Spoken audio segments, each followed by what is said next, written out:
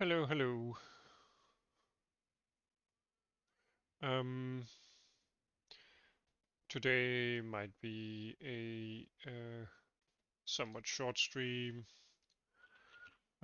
since I've been sick for the last couple of days, and I haven't really had the energy to do anything besides being sick. And uh,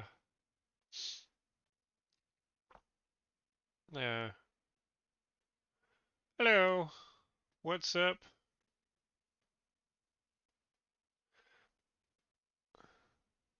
But I figured that I might give it a shot in terms of streaming a bit. Uh, I might just end this stream if I feel too tired or um, start coughing too much. But yeah.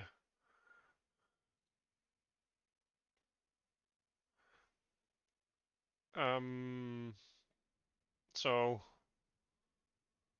I'm feeling a bit sick. I've been sick for the last couple of days, so yeah. But I've started to get better, and I'll be going back to work tomorrow. So yeah. Thank you. How are you?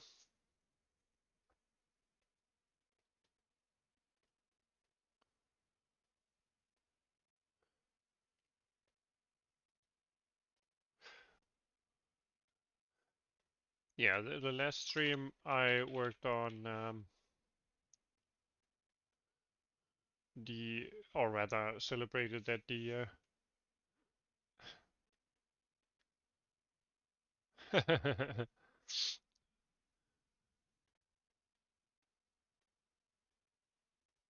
exercise. I do a lot of exercise, but sure. So there are still these things to do in the physics engine. Uh, so I thought that I just wanted to add it to my um,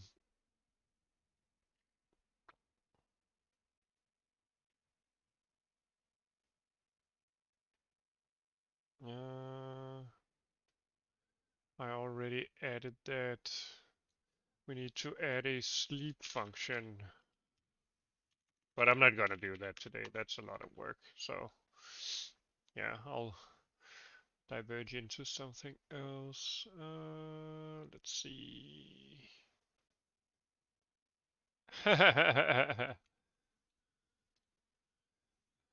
Yeah, did you get your laptop?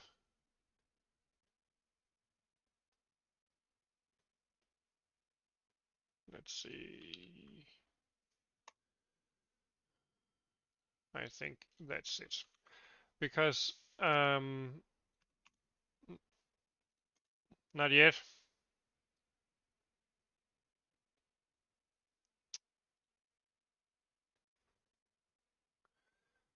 I want to do characters and animations, but that will be when I'm done with the physics engine. And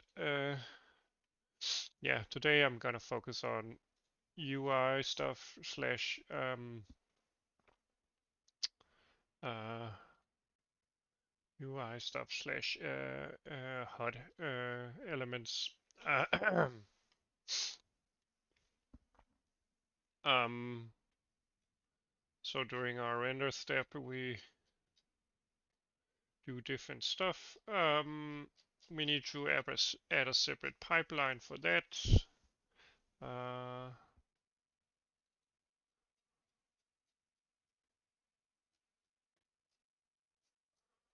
uh,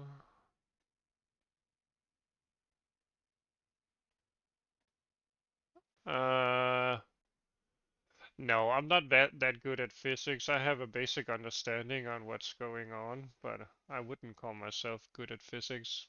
How about you?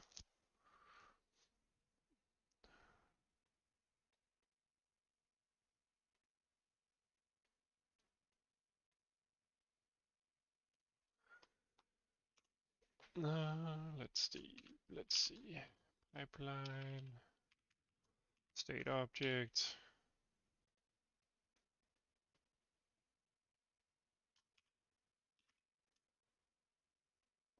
Oh, that sounds advanced. Um, I'm all right at math, not too great, but I definitely gotten better since I started doing a lot of this.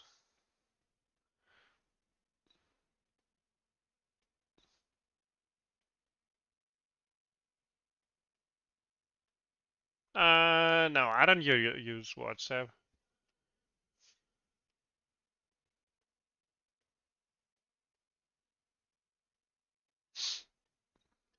but yeah.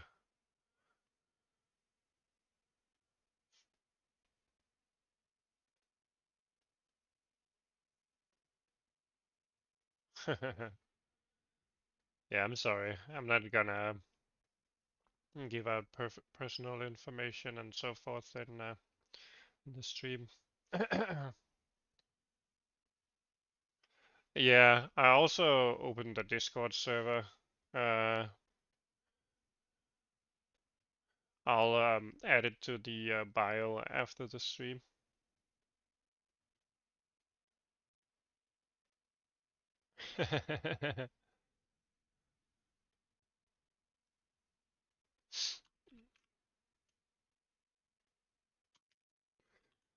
We'll add a pipeline state.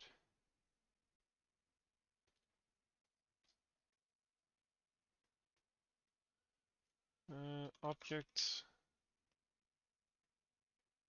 Okay.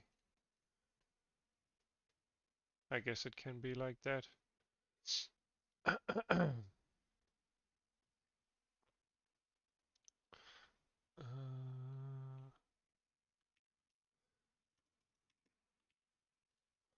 And we do a UI slash HUD pipeline. Uh,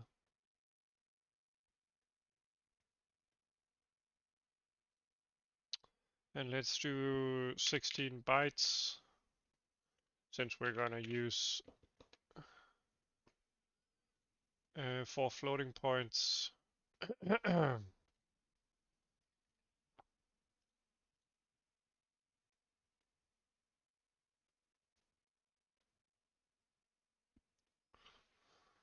We also want to be able to map a texture to the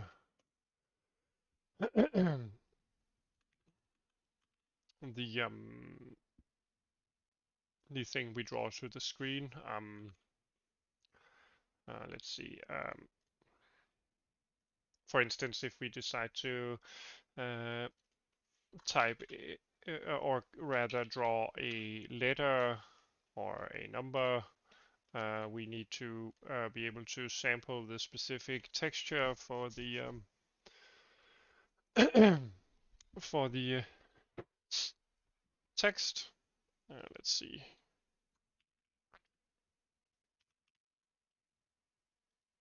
And we have a UI root signature.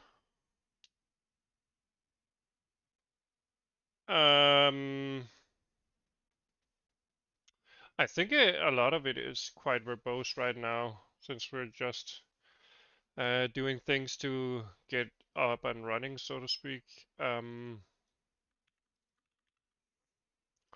I think the renderer is quite verbose. There's a lot of stuff here in the initialization step. Uh, the preloading of static data. Yeah, there's a lot of different stuff. But right now, I guess the most messy part of the program is the application, uh, which contains a lot of different stuff it's not supposed to contain. Um, I'll refactor a lot of it whenever I get to it. it. Refactoring is better though when you have a overview on what you really want.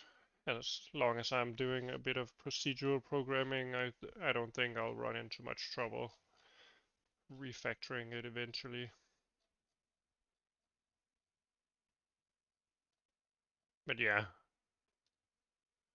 I kind of like built something that works, and then I end up seeing what the overall structure should be, and then I can refactor more efficiently. Yeah, so I'm gonna set up uh, a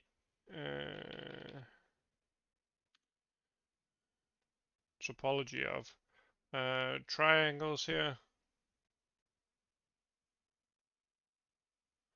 Hmm. Well, I don't know. I think that if you include the shaders and everything, um, a renderer is probably more work depending on what you want to render to the screen. If you're fine just doing basic uh, meshes and no special effects or anything, then you probably don't need a specifically advanced renderer. But for most 3D stuff, I'd suspect that you'd spend a lot of time programming the actual output to the screen. Um, yeah, but I guess you could say the same thing for a physics system. It depends on what you want to be able to handle. But a renderer is not only the actual render code and the support systems for the actual render, it's also the shaders, which are kind of like small programs in of themselves. As you can see here, it's yeah, you have to program the shaders.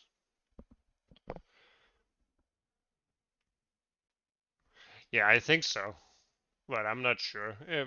It also depends on what kind of game mechanics you end up building. You could probably do a, a whole system, for instance, to be able to handle a CRPG, and that would probably be a lot of code, a lot of different systems. So yeah,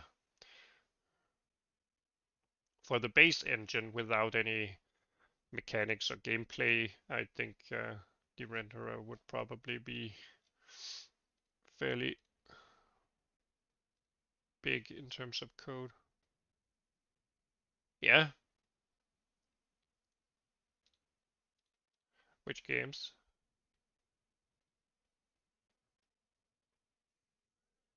Let me see. So let's do the UI shaders here, or rather,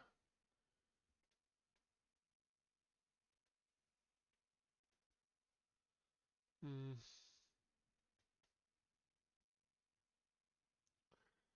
right now it is a UI shader pipeline.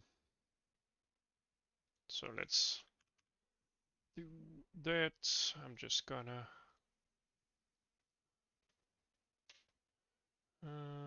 let's see. I'm just gonna copy in some stuff.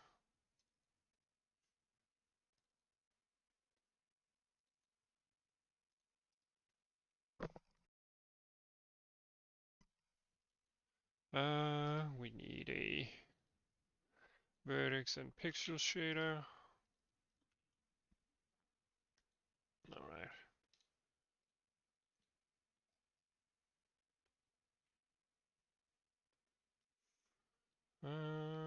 We don't need the view projection matrix.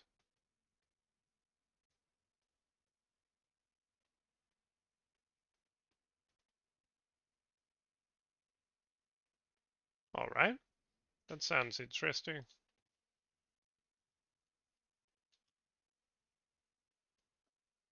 And let's see. Let's just clean this up.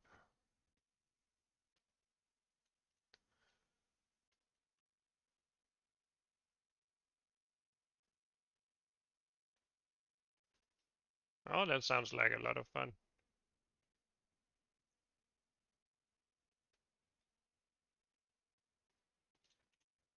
You should get good at Blender then, or something like Blender.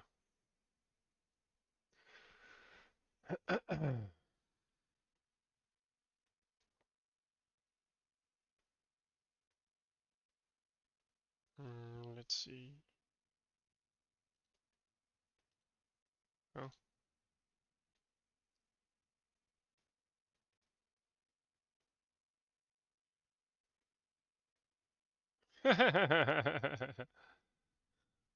Feel free to uh, copy whatever you can use. It's no problem.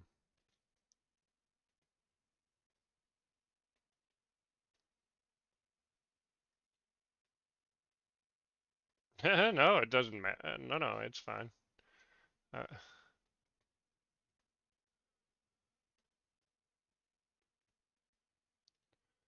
if someone can use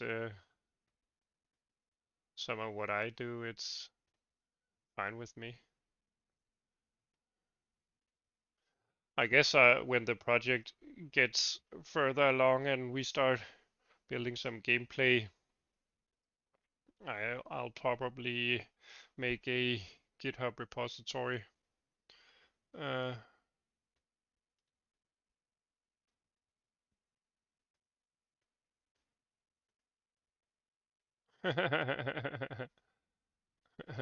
feel sure, rather feel free to do that. That's a large part of it, especially if you're doing it in C++. Let's see.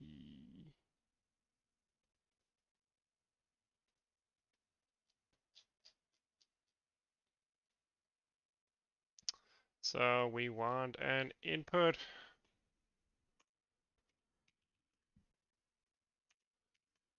That is our position.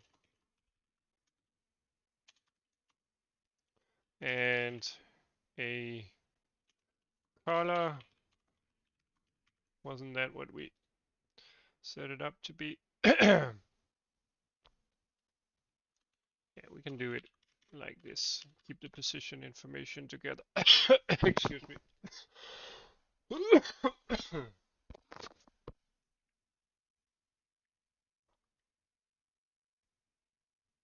Oh, okay. Well, that solves the whole writing a renderer part. I can't help you with that though. I never tried Roblox. Let's see. So we have our texture coordinates.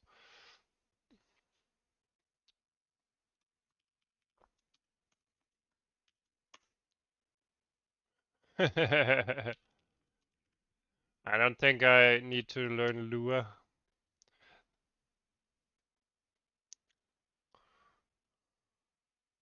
If I were to learn anything new, I think I'd do Sig or Rust.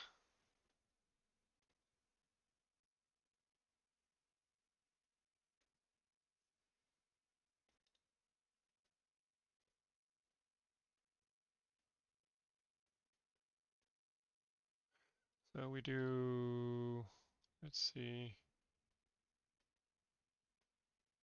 No, no. I don't not earn any money. I have a job, uh, full-time job.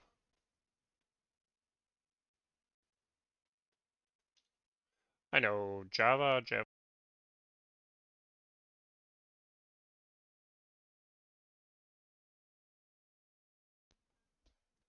JavaScript, C++, C, uh, a bit of PHP, some CSS, HTML.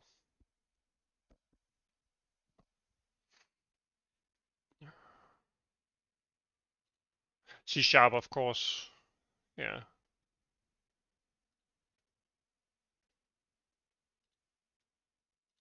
Let's see.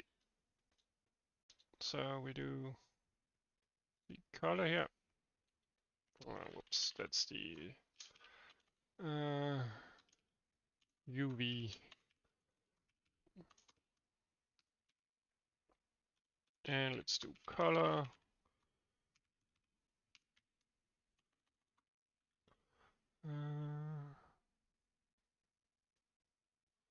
And the output is going to be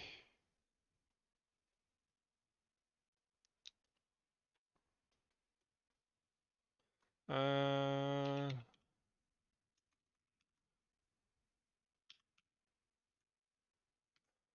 position in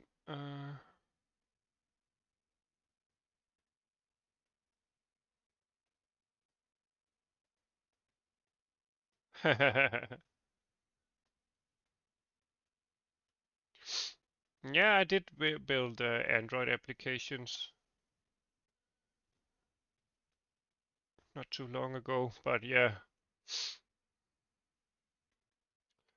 I wouldn't build the game in C Sharp. I would build the game in C++ and use the Android native framework.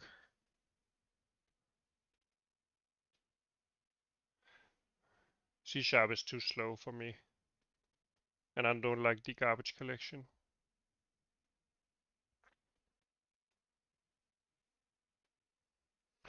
I like Unity. It's a good place to start, get a hold of how to build different stuff, and there's a lot of tutorials. So I definitely do Unity. You can also do learn C Sharp that way, and yeah, eventually get into other programming languages. It's no problem. It's no problem.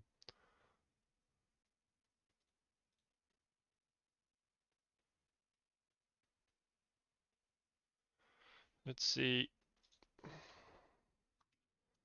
We output the position in clip space, and we output the color. Actually, we do kind of the same thing here, only the semantics are different.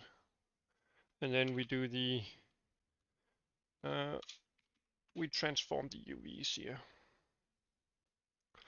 Uh, uh,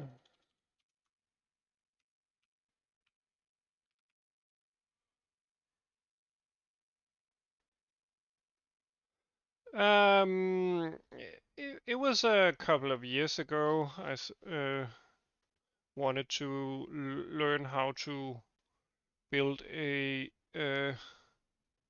game from scratch, and I started doing C++. Uh, yeah, I actually started working in Unity with some friends, and they were more interested in using the game engine, and I was more interested in actually building something from scratch. So I did the framework for a platformer in SDL and C++, following a bit of different tutorials. Um, then I kind of got stuck in that project and didn't really know what to do, and then I decided maybe 1 year later that I would like to be able to uh, build a renderer. So yeah, I got a book with a lot of different uh, information in terms of working with DirectX12, and yeah, I used that to build a renderer from scratch. And then I kind of uh, stopped the project for some reason. I never really uh, got any further with that, and yeah, spent some time doing machine learning and just small projects. Uh, small systems, playing around with different features, trying to do multi-threading and everything. So yeah. And then I decided that now I wanted to get back to actually trying to make a game. So yeah, here we are. How about you?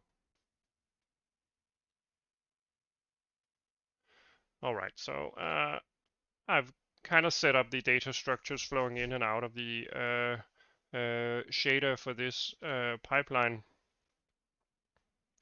so that we take in a position, a texture coordinate, and a color. We simply want to be able to pass in a specific point in space, uh, in screen space, that is. This is not 3D space. I know I um, specified a. All right.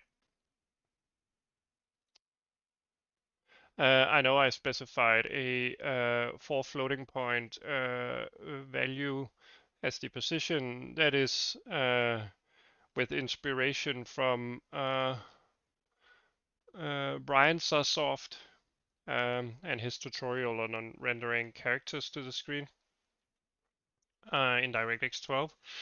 Um, he does it in a way where he specifies uh, the kind of corner, upper left corner of the first vertex, and then specifies the width of the object that you want to draw, and then he specifies the um, um, bottom right corner and um, or rather the top right corner, I think, and then the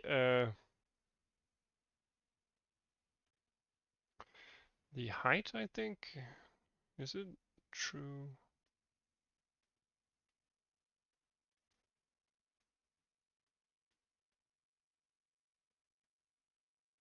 No, I think it's the actual screen size.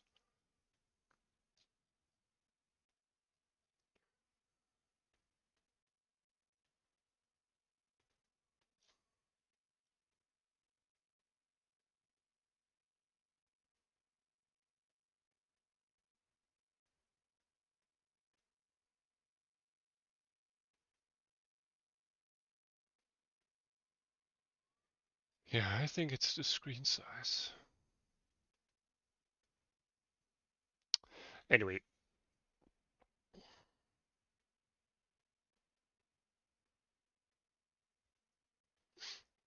Mm, let's see that everything compiles.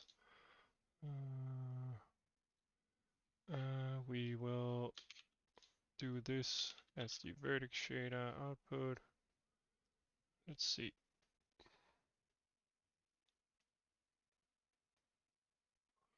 All right. Let's see. Warning.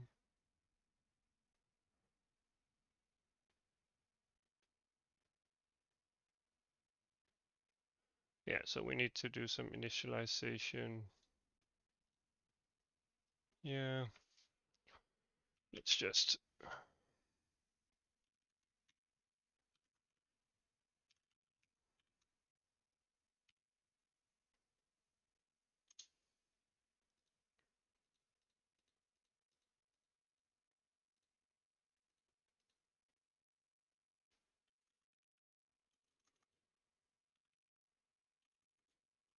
let's see.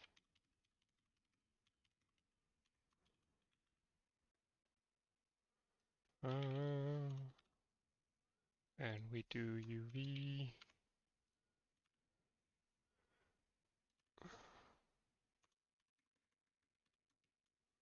And we do color. Let's see. Yeah, that's great.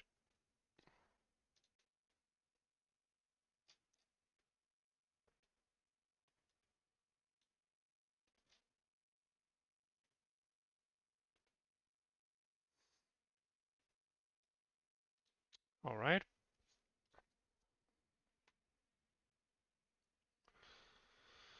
Um,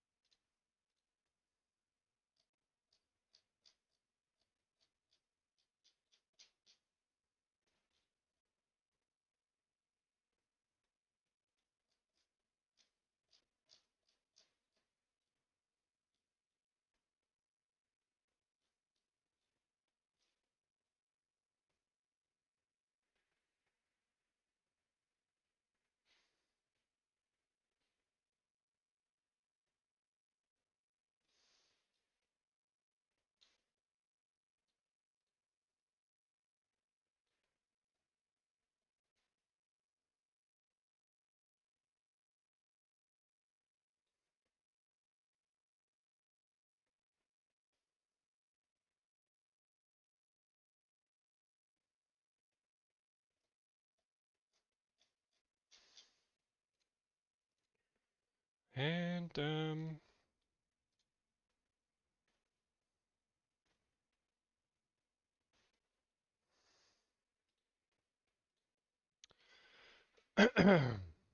yeah, so now I've set up these shaders.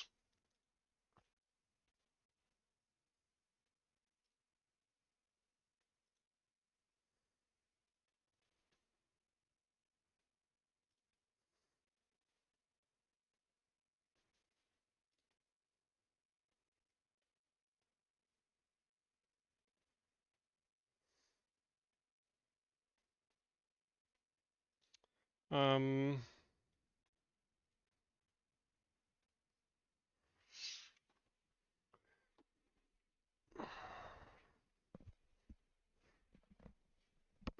excuse me.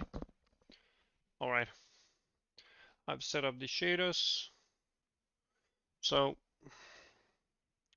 we take in some position information. Right now we simply initialize it as 0 and pass it along. Uh,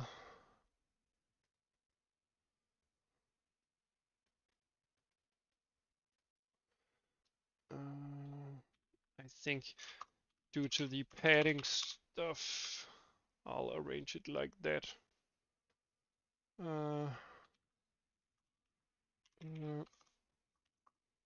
yeah, HLSL does a bit of padding. I'm unsure whether this is preferred. Anyway, so we set up our pipeline here.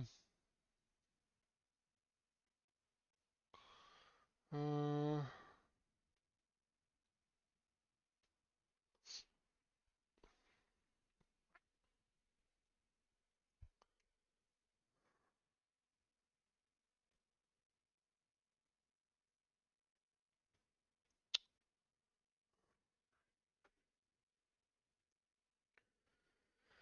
and in our pixel shader here, we will simply return a float 4.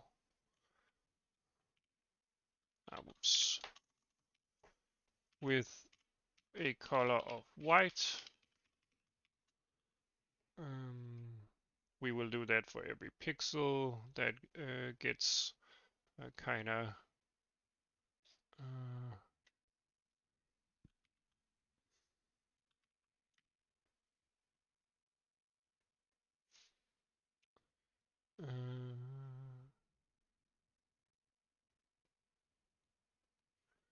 let's see.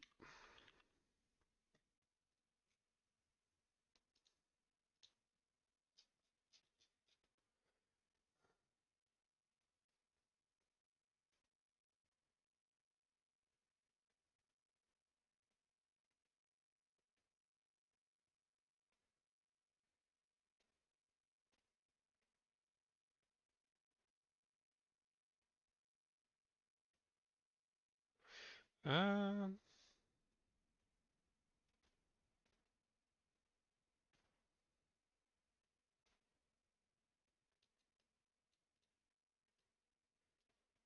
uh,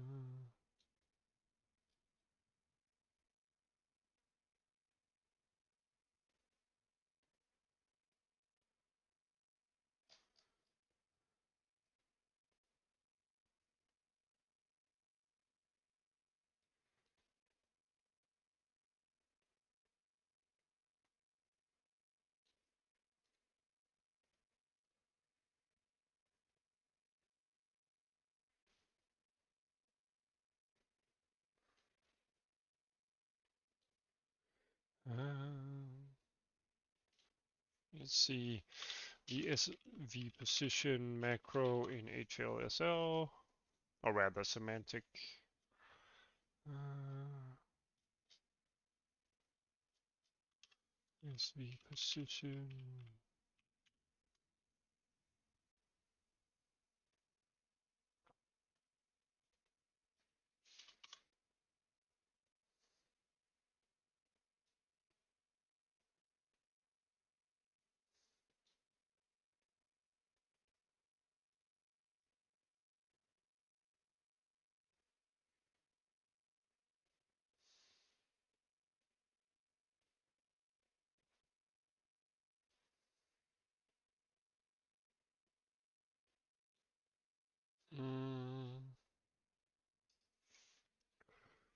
Mm, let's see, float 4.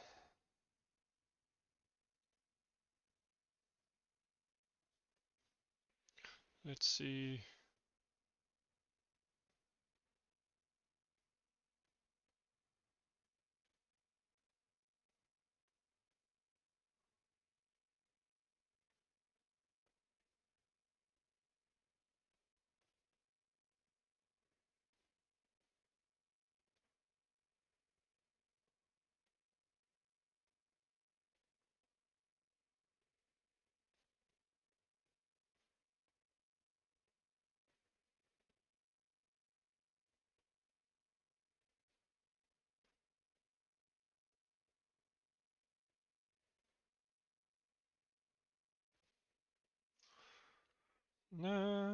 Hello, welcome back.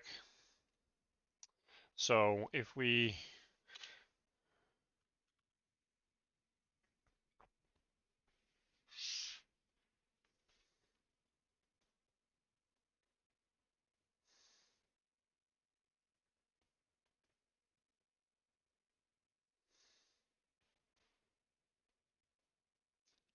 yeah, the idea is that I just have to figure out the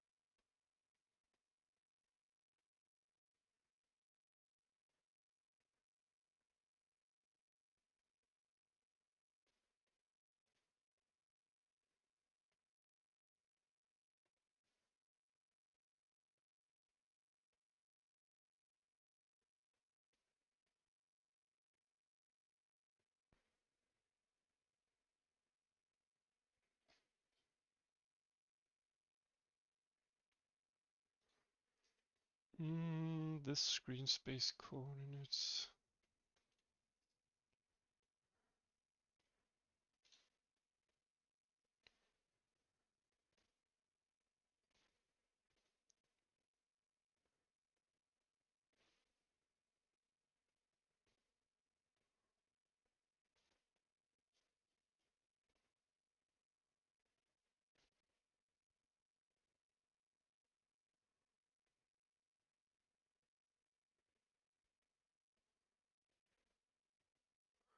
Alright, so the last two components are simply 0, 1.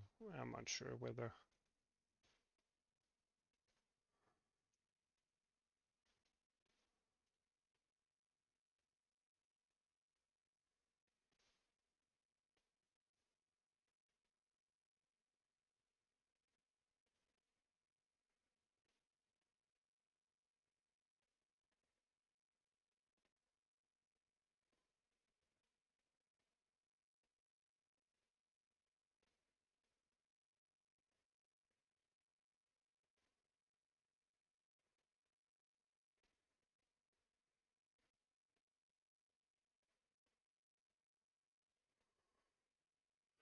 So yeah, no. Yeah, well, I'm not gonna get any more information out of that. Let's see. For now, we simply copy the position directly. And let's see, do we use, no, we simply color it white. Okay.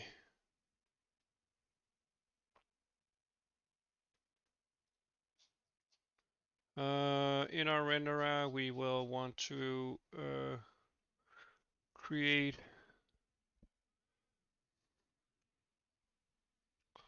a,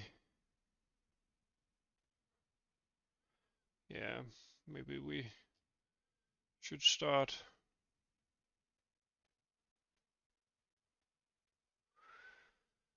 refactoring some of this later on. This is getting to be a massive object. I'm not sure I like this anyway.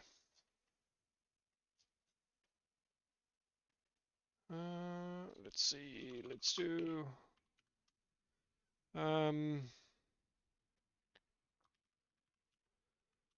we will create a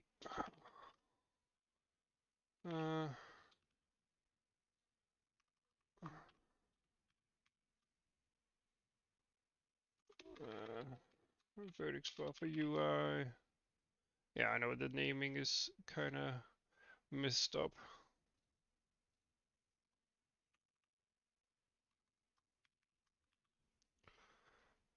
We will create a vertex buffer.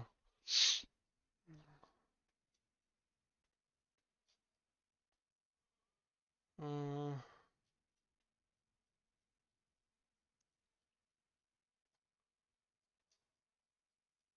right, this is our initialization step. UI buffers.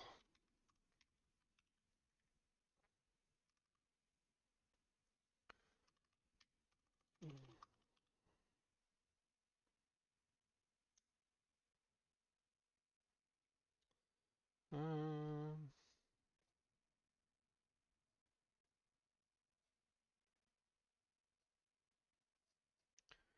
and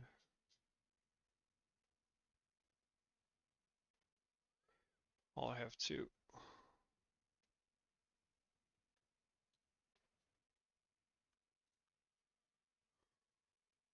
create a buffer.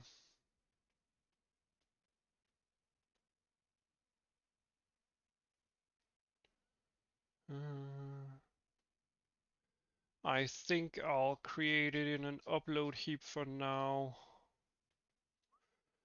I'm not sure it's supposed to be on the upload heap. All of this is on the upload heap.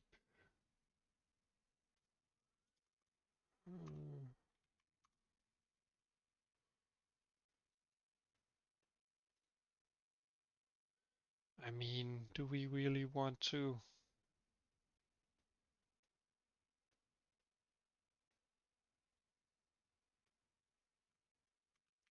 Yeah.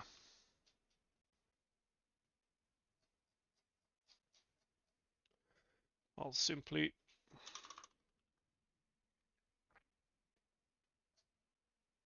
let's see. So in our renderer data structures, we'll do struct UI element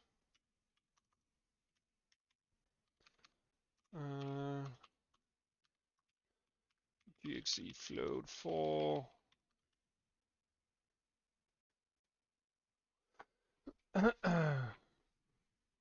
position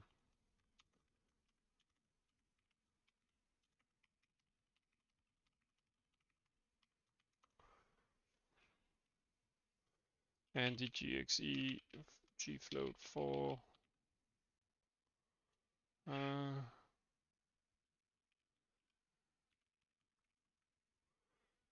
It's also going to be that the GXE G float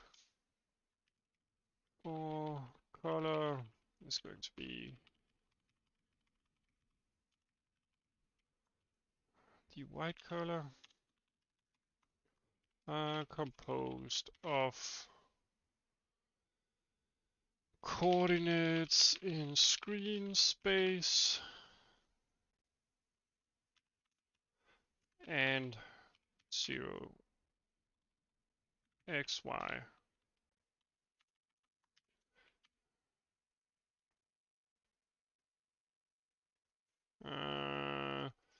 X, Y.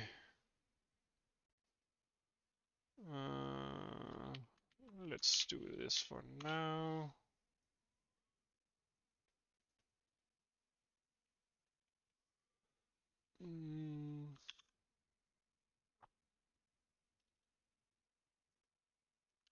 All right, we'll do a UI element.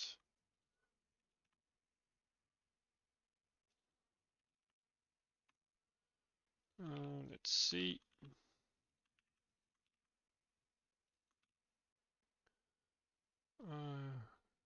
UI.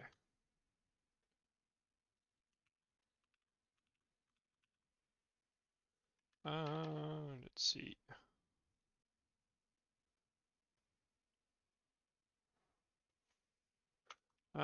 Define max UI elements. Let's do 16 for now.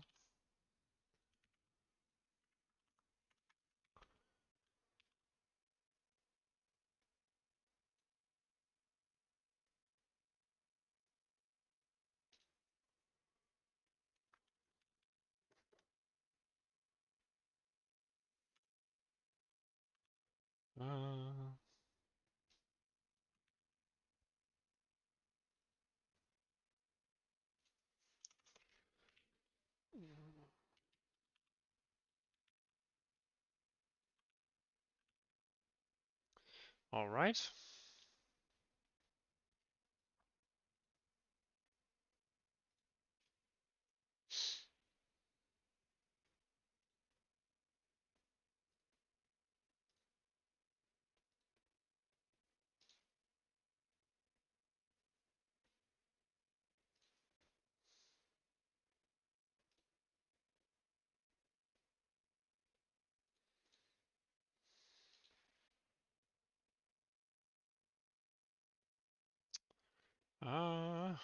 So now we create the buffer.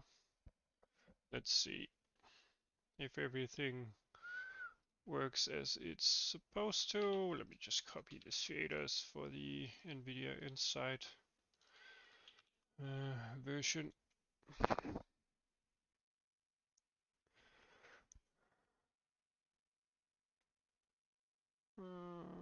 Whoops.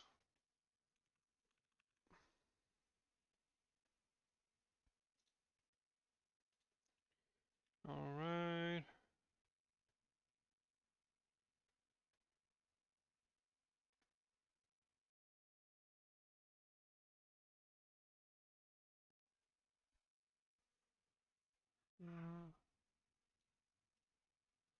We do vertex buffer UI, and it's empty. And we do float 4, and a float 4. 1, 2, 3, 4, 5, 6, 7. Let's do index. Yeah. Okay.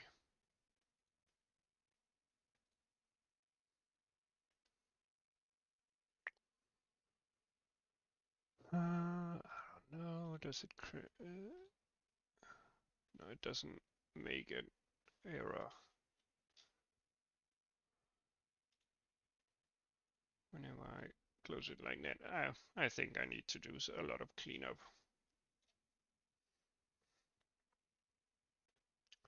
Anyway, We now have a buffer.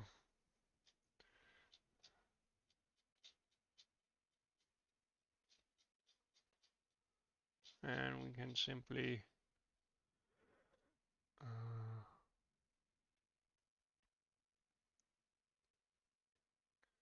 do a bit of testing.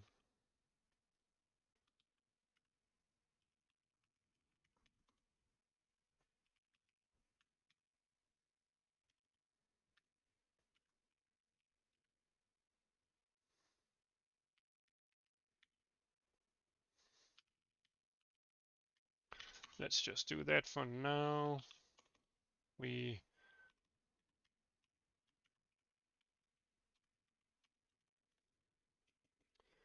This should be initialized.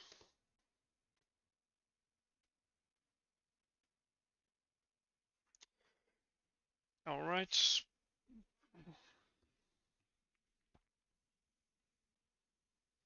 And then we could do a mem copy.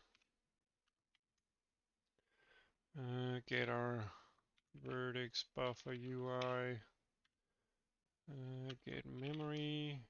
And we want the reference of our test element.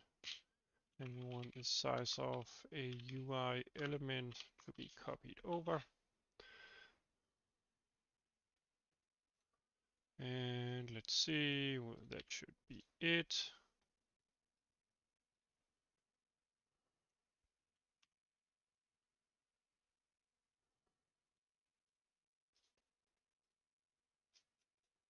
Our UI buffer here. Oops. Yeah, there we go. Okay. And we do the mem copy, and then we do the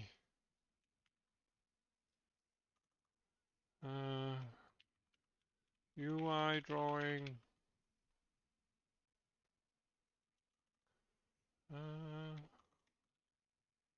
We do the MPSO UI, and we set the vertex buffer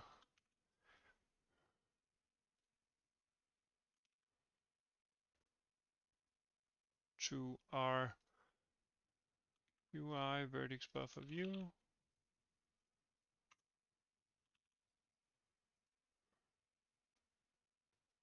And we set the topology. Oh, whoops. The 3D triangle strip, I think. And I think we can do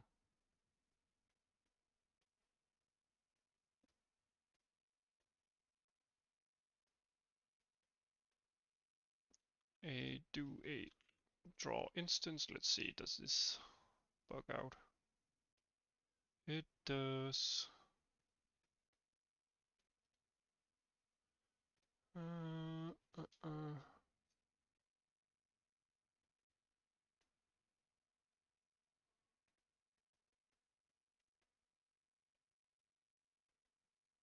We do not get an error, or what? Maybe we need to be in debug mode.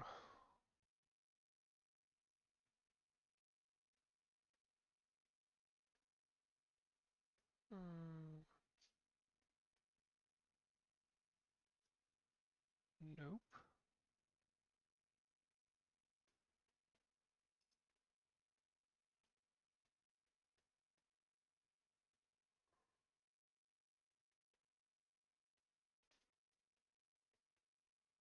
All right, we have a crash. Is it the topology change? Or is it the binding of the pipeline state? All right, so we have a problem with the pipeline state.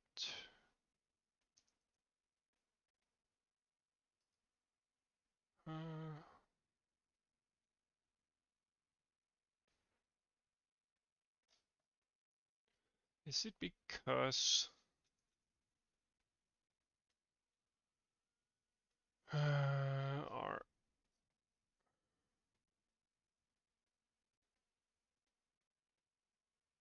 This is the UI buffers. Let's see. Okay, I know why now. It's because we don't do anything. We simply override the point stuff. Uh,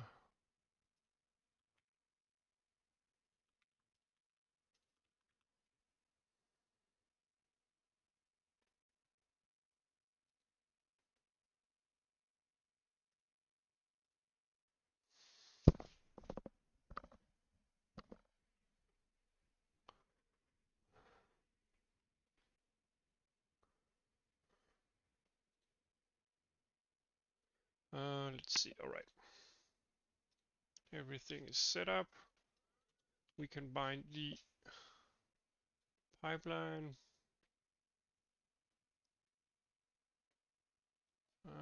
We can create the UI buffers.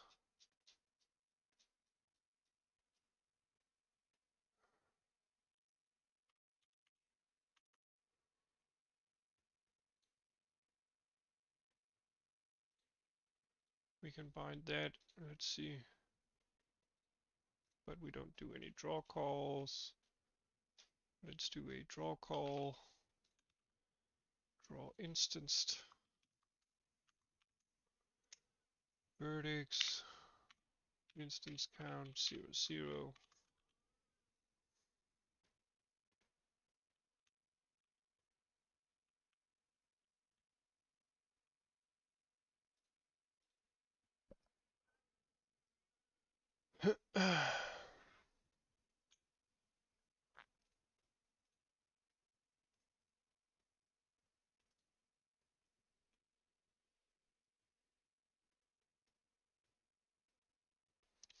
We also need a separate pipeline state, I think.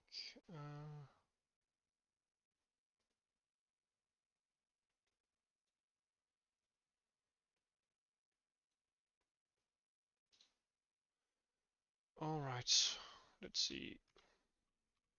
Let's change this to the position X and the position Y, and then 0 and 1. Let's try that.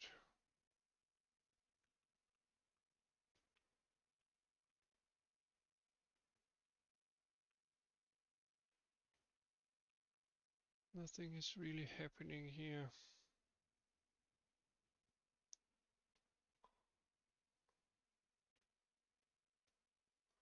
And we bind it to the SV position.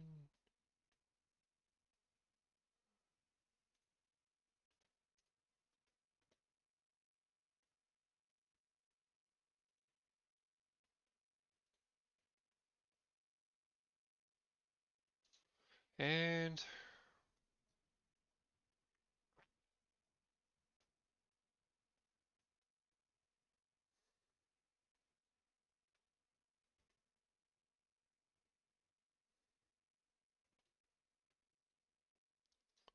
let's see.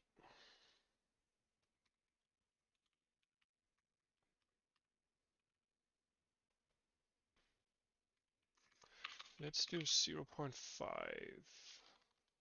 since I know it scales to clip space. Let's see if I do like this. I should be able to see it, but I'm not.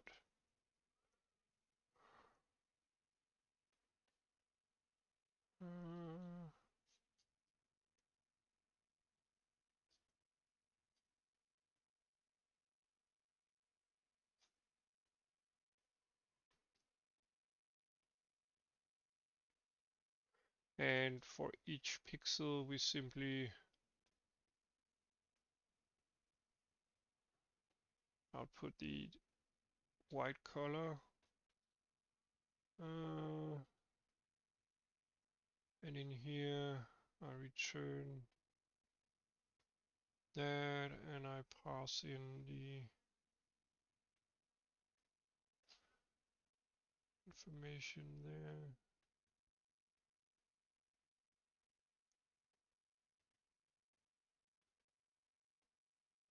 Maybe it's because I'm doing instance drawing.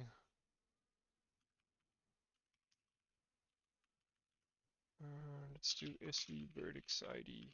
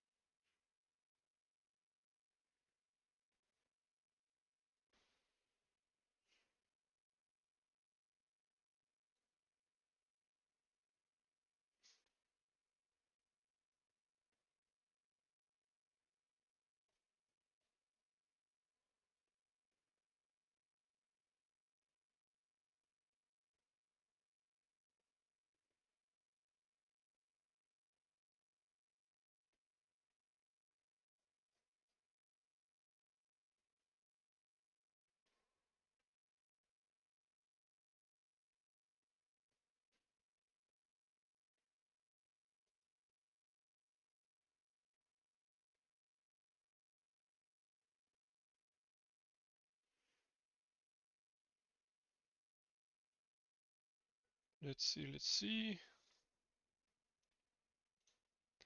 We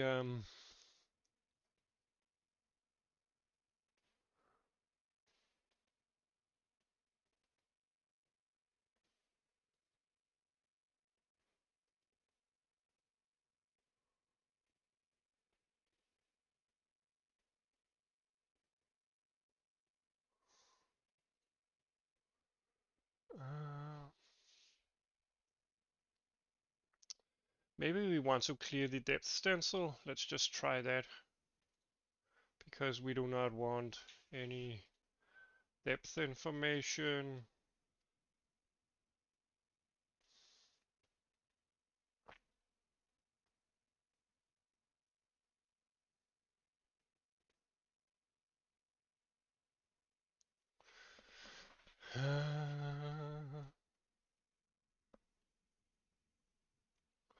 All right, we can do it by doing this. Let's just try that.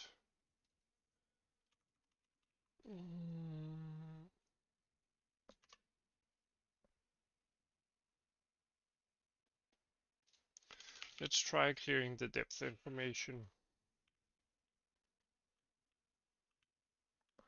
We're still not rendering anything. Let's see. No. Either.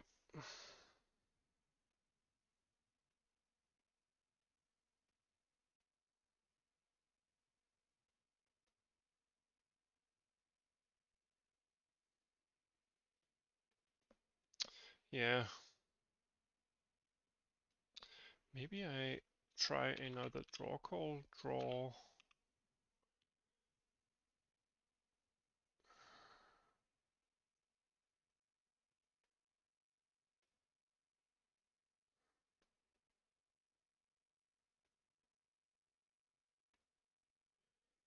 Let's see.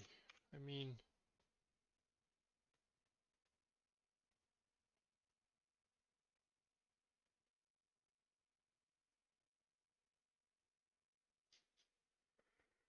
so now I think maybe.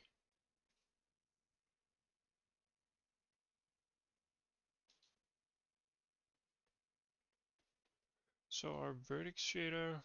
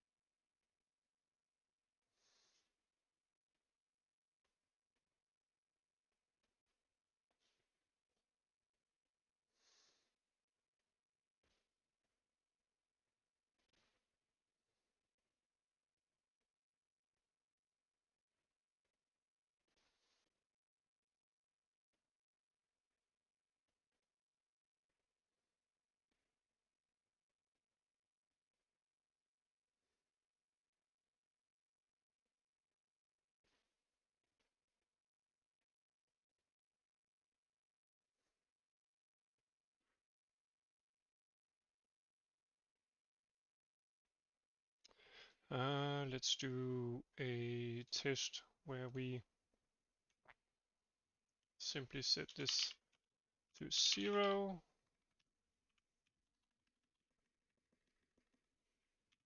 This is not supposed to matter.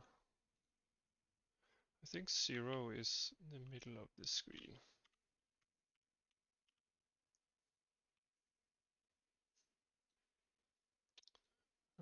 But it doesn't do anything.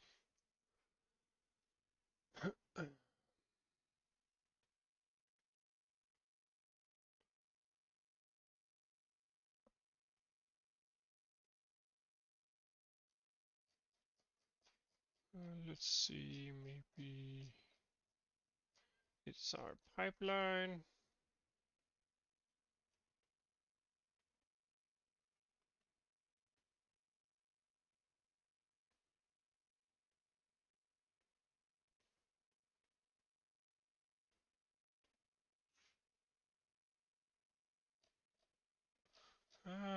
Maybe I know where the problem is.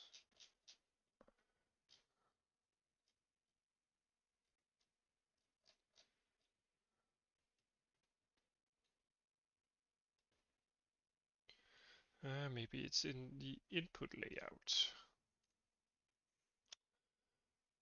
So in here,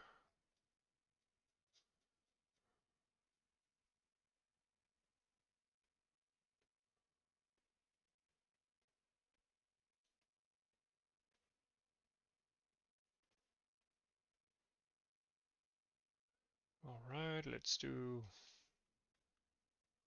a rewrite of that.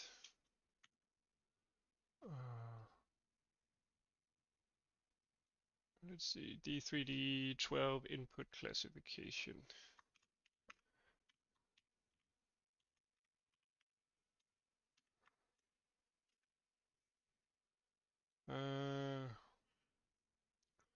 Classification, which is going to be per vertex data as a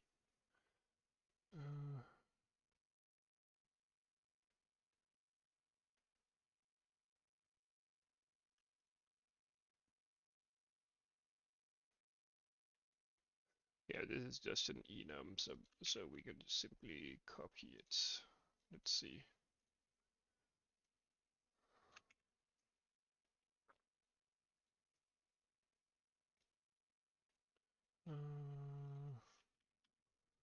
We add the option of passing in the classification data. Everything should work fine.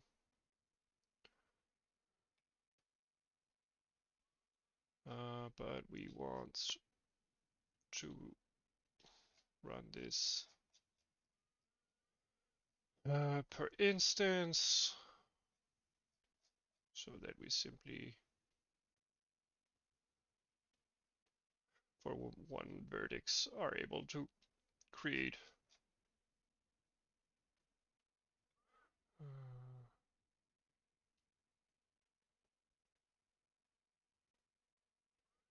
let's see, initialize pipeline inputs. We need to copy that as well. The classification here.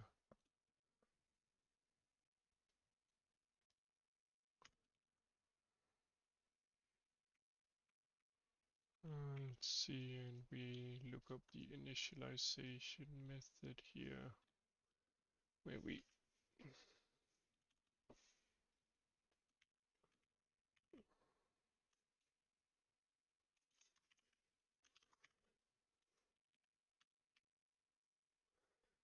simply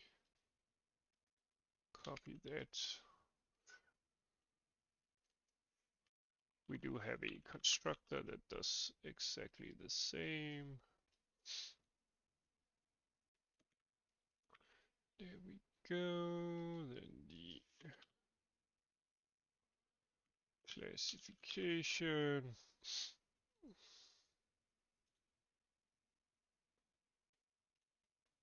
Oh well, I think Did I classification? Did I type it wrong? Yeah, I did. There we go.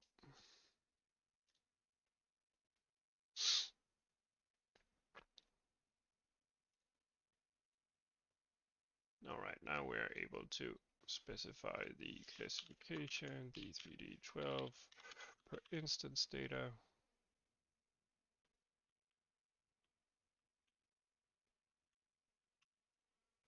And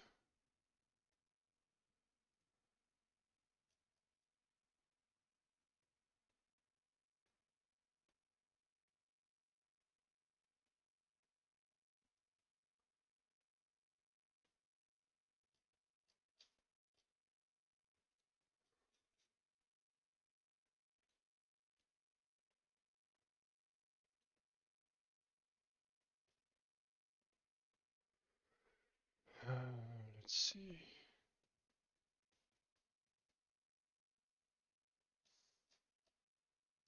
I have to look up the input layout.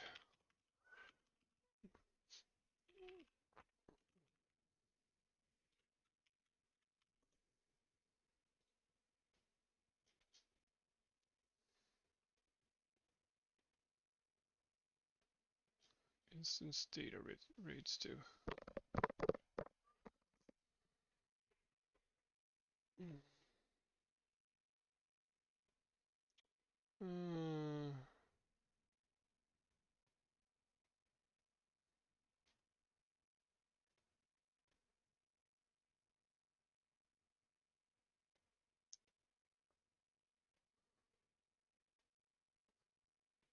We want a different instance data step for this kind of classification. Let's see.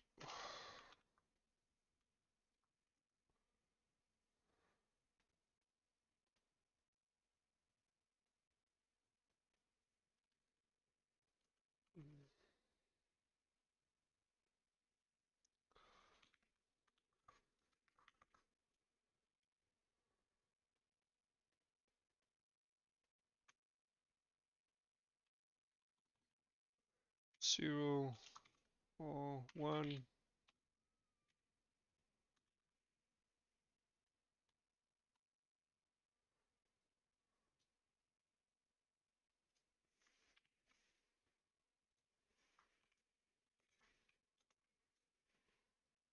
There we go, I think. Nope.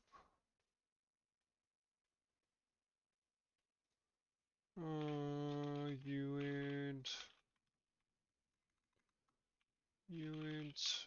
There we go. Uh,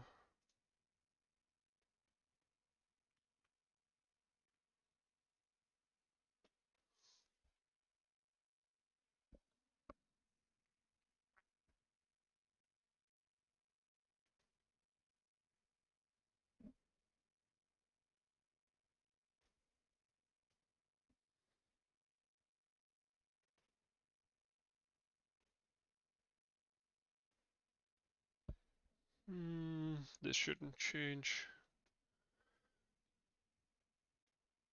anything.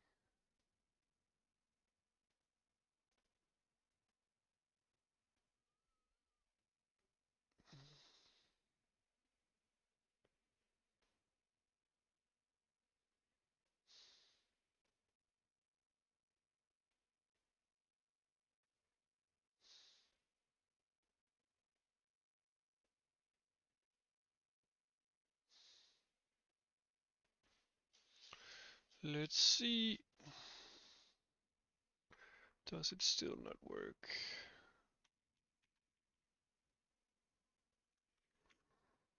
No, it doesn't. Is it the setup inside the vertex shader, perhaps? It might be, it might be.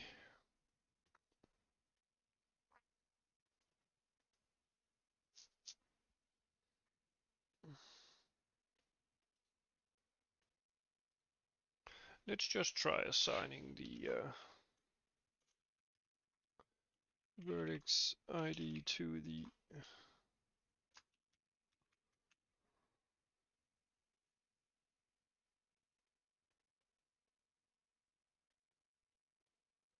does this please, what on earth are you doing?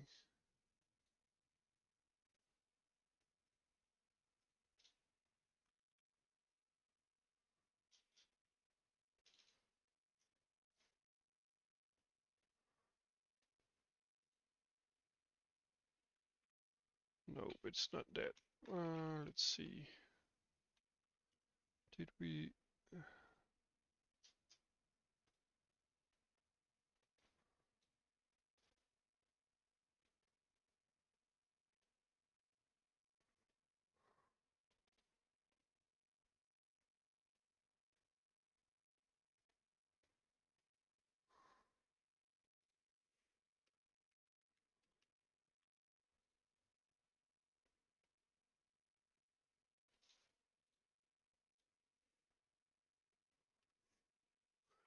Let's do 0.8, 0.8.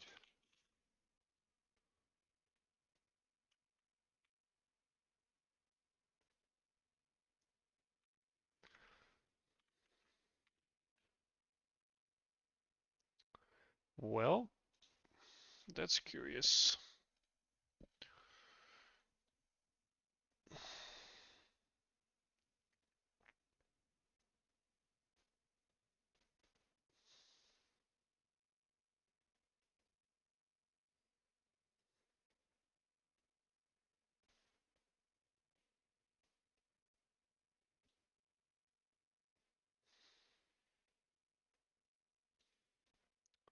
Let's see, and we set the last components.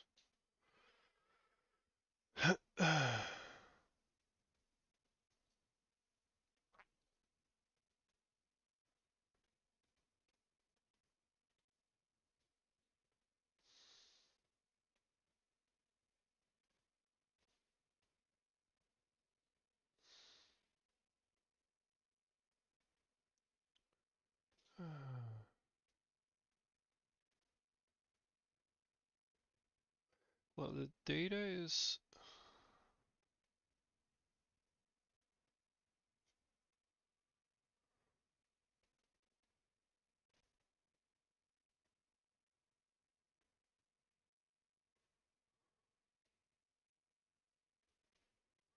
I set the vertex buffers. I bind the pipeline state. Let's see what it does in NVIDIA Insight when these draw calls get called.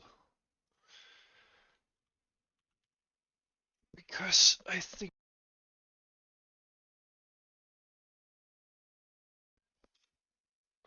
I'm doing something wrong. Maybe it's the way the pipeline state is set up. Let's see, events.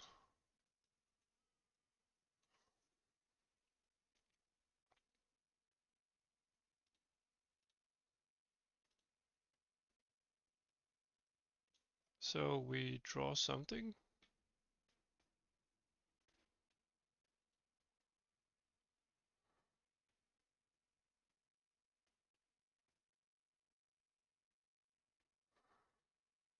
We do draw something. I don't know what it is, but we do draw something. Or at least try to.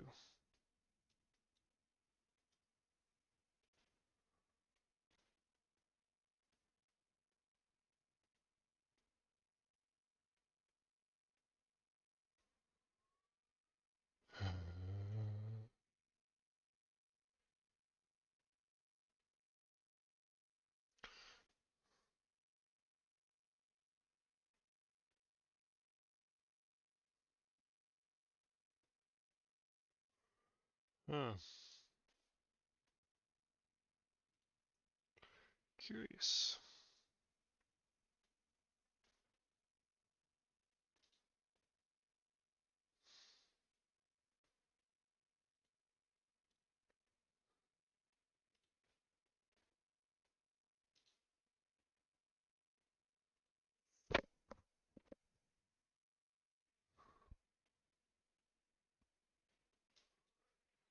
Whoops.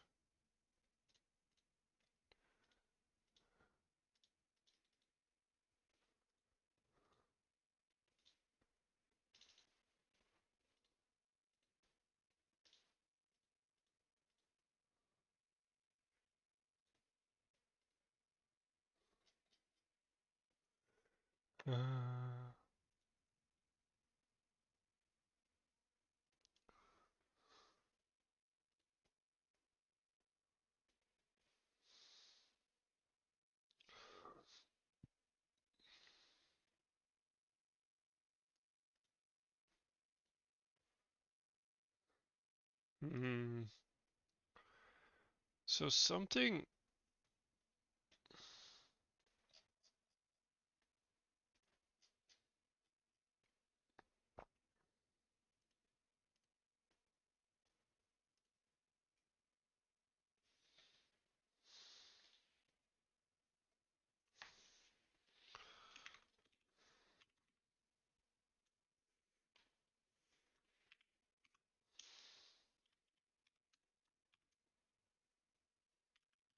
Let's see.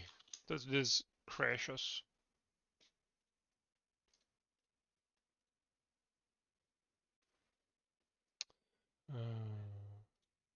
And it doesn't change anything, does it? I mean, hmm.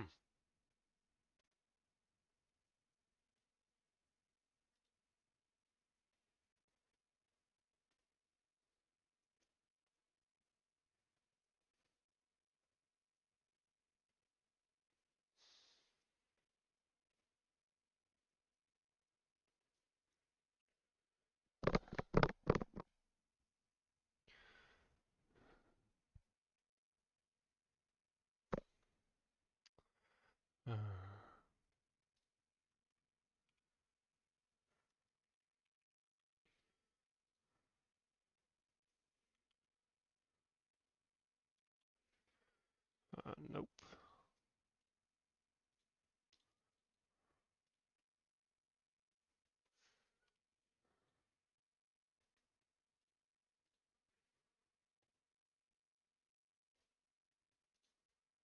Uh, oh, wait a minute. Wait a minute. I of course need to update the shaders here in NVIDIA Insight. I'm not sure it changes anything, but it might.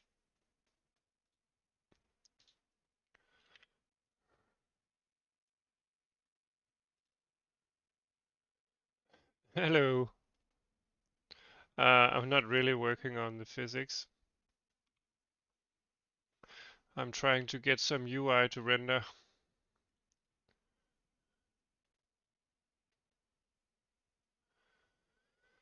And it's not really working how it's supposed to. Let's see, draw instanced geometry.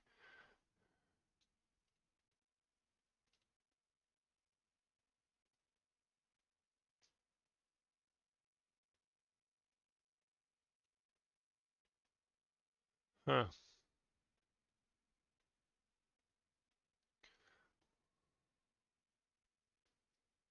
This is weird.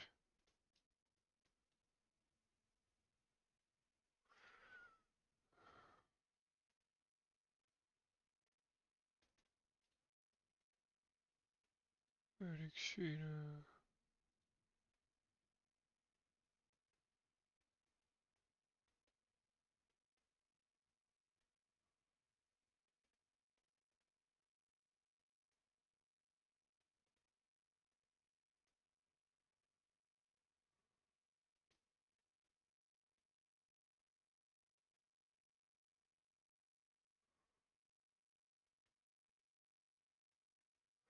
So the viewport.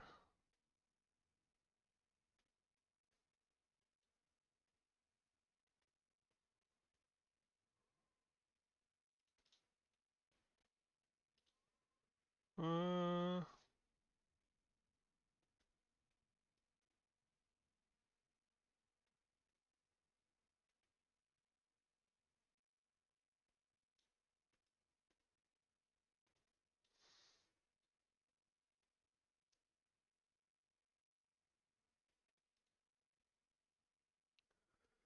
Let's see.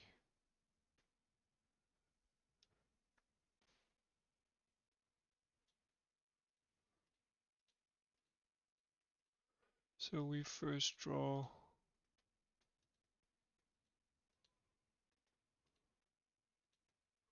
But it doesn't draw anything during the last draw call here. Or at least it doesn't really seem so. I think I have to change the blend state.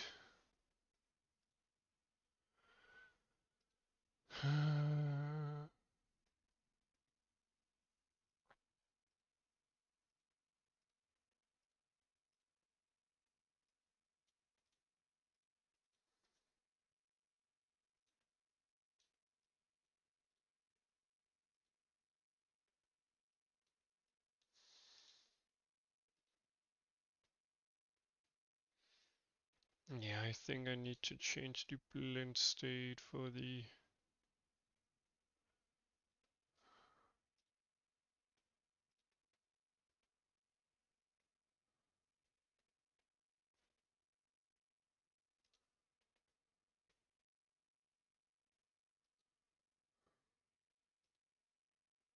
doesn't that work? Well,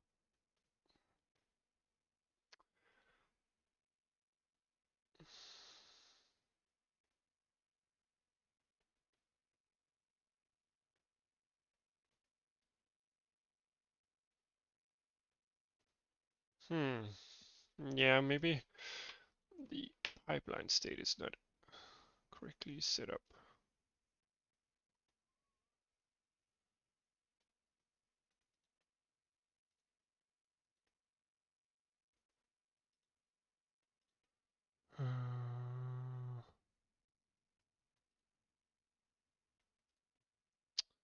Yeah.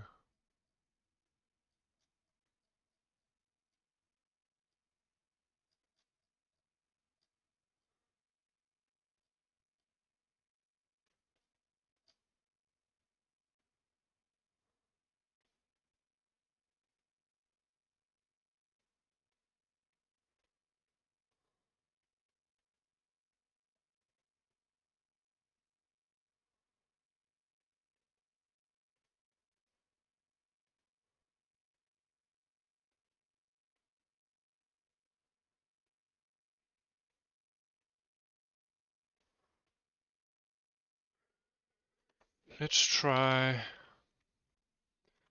resetting this. I mean, 0.0 should at least get printed somewhere,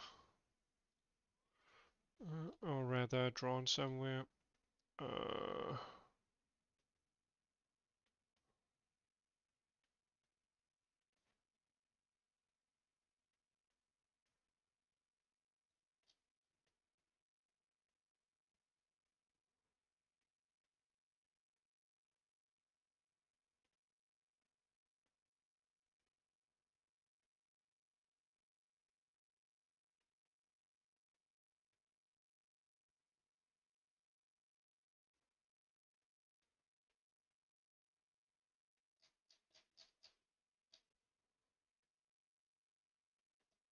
and oh,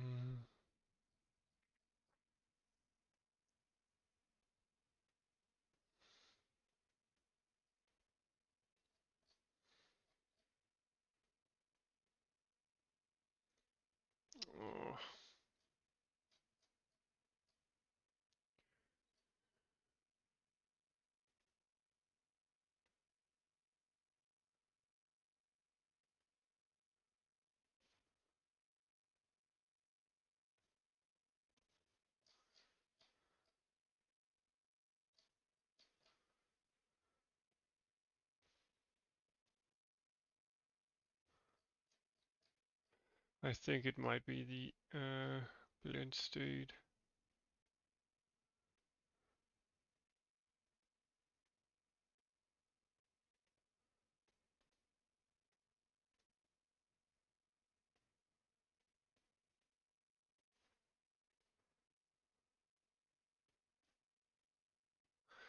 Do we have a specification of the blend state inside. Here, depth stencil state, we do not, do we?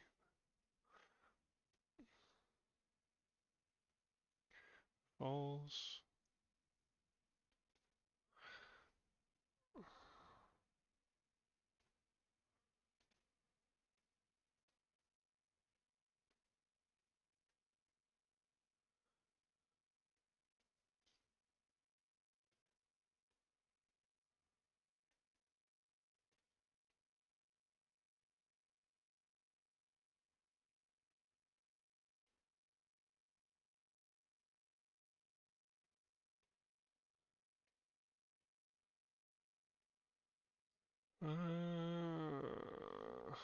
It should be defaulted, and therefore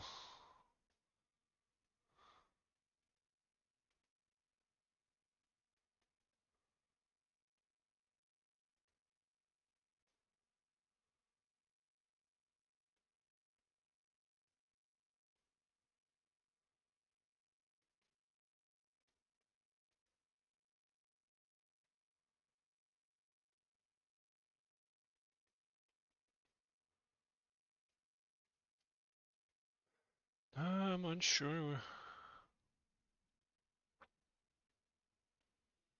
We have the correct sample mask.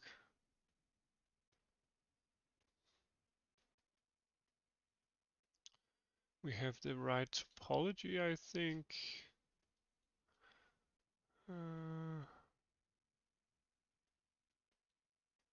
Triangle.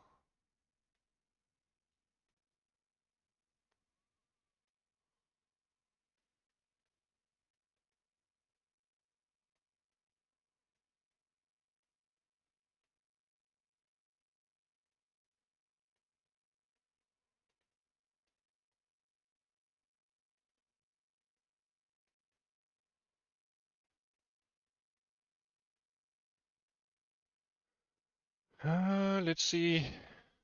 Maybe we want to disable the depth buffering just for the hell of it. Mm,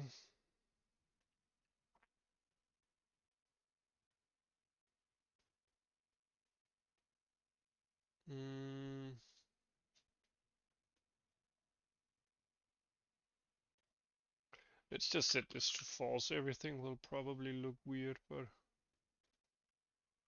uh, let's see.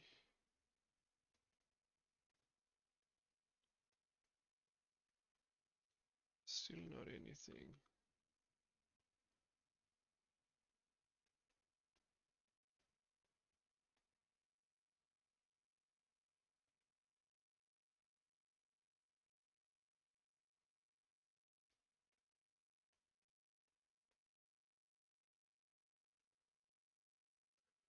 Uh,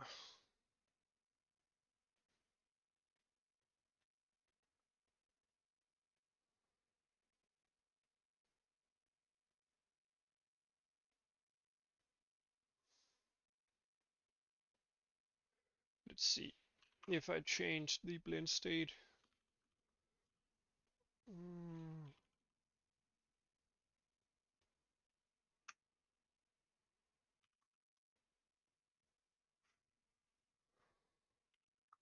set that to true. All right, now we have an error because the okay, if we set that to false, everything should work fine, right? Yeah.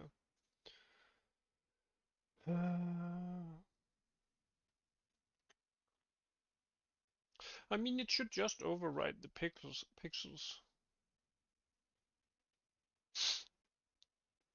Hmm. It should just override the pixels. But it's not. Let's see, if I simply disable all the draw calls except for that one.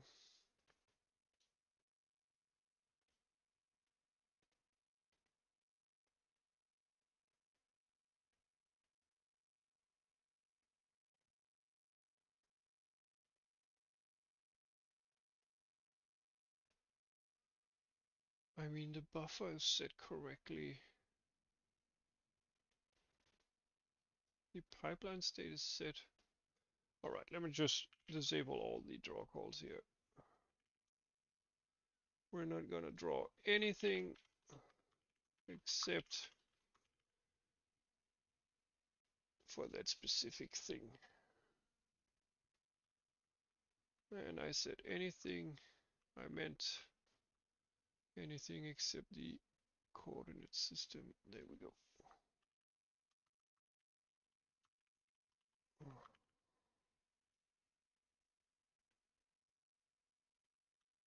Right now we're not drawing anything anywhere, so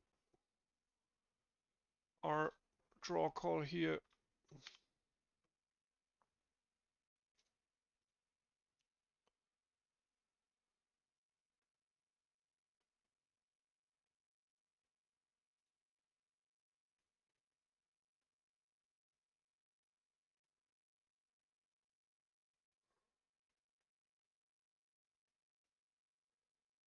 let's do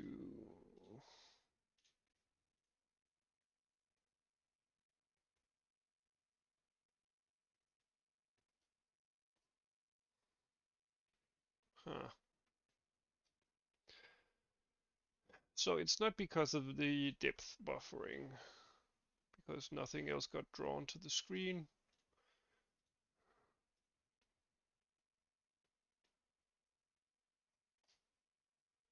And it does recognize that it's supposed to draw something.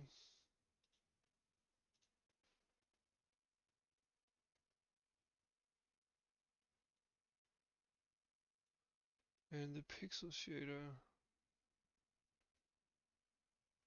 is supposed to color it white, which certainly doesn't happen.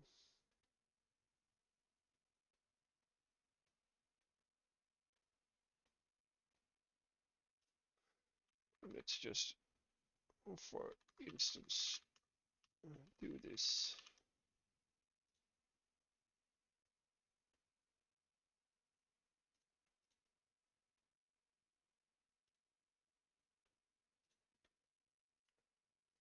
Um,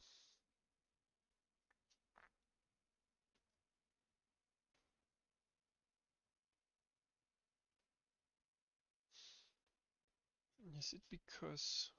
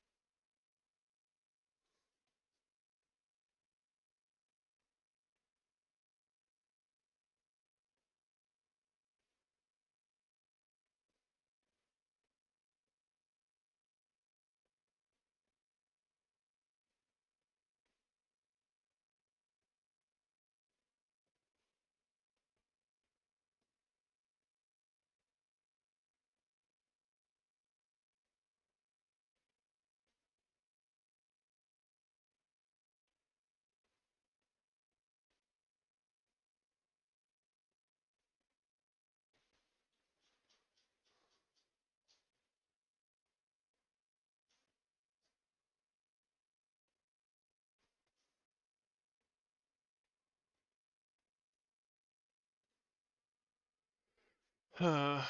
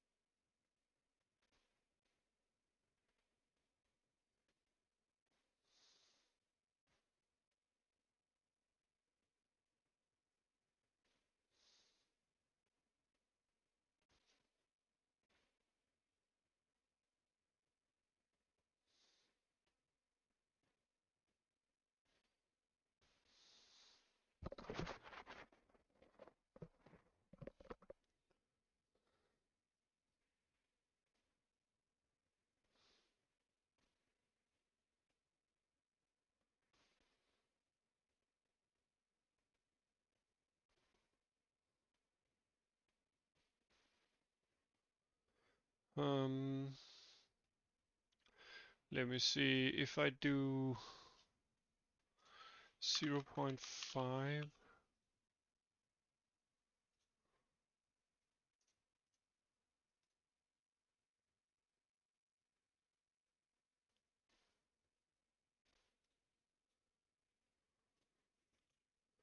Let's do 6.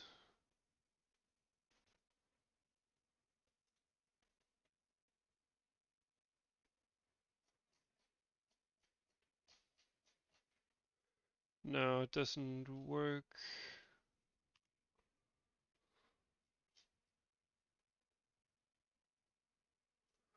Let's do 4. Let's just do 4.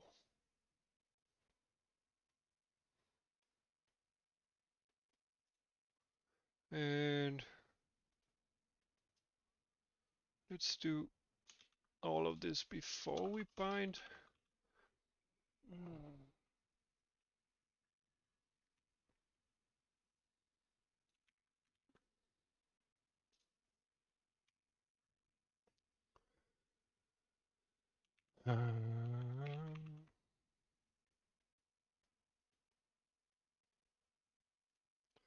Let's see. Byte pointer. There we go.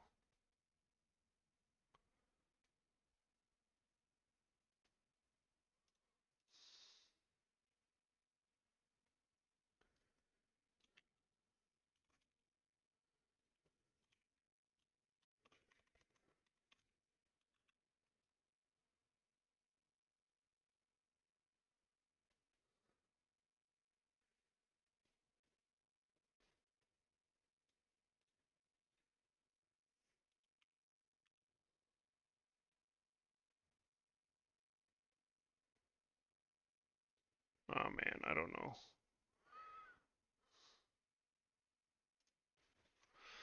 I don't know.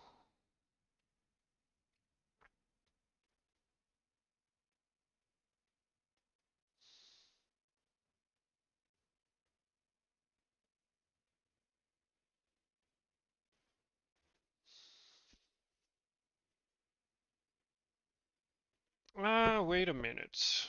Wait a minute. Now I know. Now I know. Now I know. Now I know why it's not working. It's because we're only drawing one corner. We're only drawing one corner. Okay, so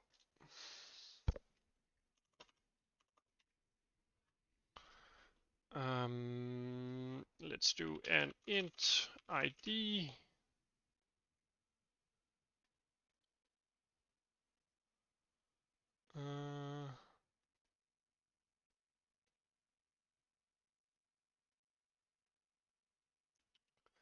Or rather, do a float UV set, which will be a float2 created from the vertex ID and the one operator, meaning that if the vertex ID is a1 or a3, this will get set to 1, otherwise it's 0, and then we will bit shift the vertex ID by 1 and do the opposite. If it's 0, it will remain 0. If it's 1, it will be 0. If it's 2, it will be 1 because we bit shift the top bit to the right. And if it's 3, we do the same thing, but yeah, we will still have a set bit, and thereby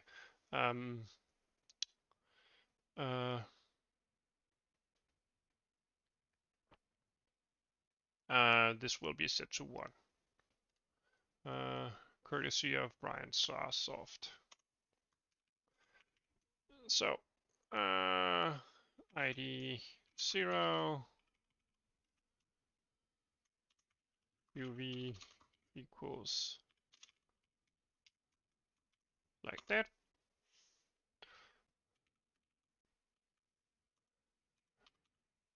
The bit version of ID1 is like that, and therefore we set that one like that. And then the second is this bit set to like that. So this will be 0 and this will be 1, and the last one will have bits set like that. And as you can see here, the first component, it doesn't contain a 1 at the first bit, or rather a set bit at the first bit, so therefore it's 0. For the next part, it does contain a set bit on the first bit, therefore it's 1. On the next one it doesn't, so it's 0, and then on the last one it does, so it's 1. And yeah, you can see the same thing, just bit shifted. And then we want to add our UV set x times, let's just say 10, and our y, and there we go. Great stuff, great stuff. It's not pretty, and it's not exactly what we want, but at least it's not a black screen. Let's see. So we draw our old stuff.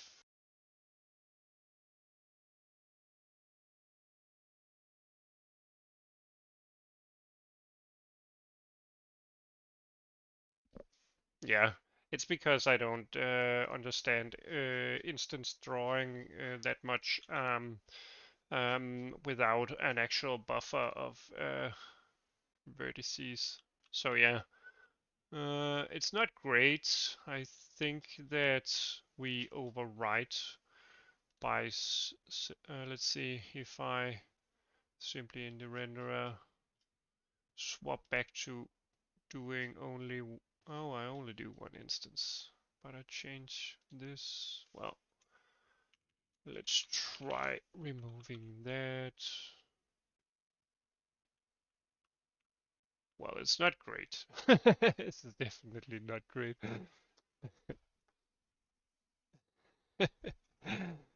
um,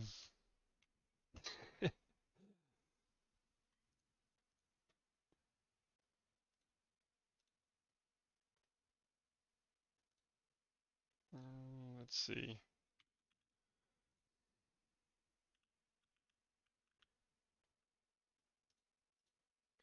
And we were all up at the corner.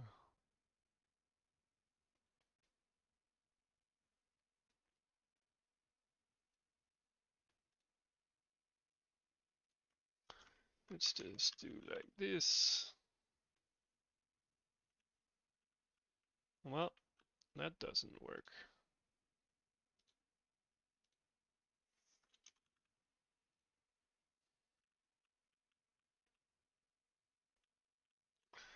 All right. It's something. It's something.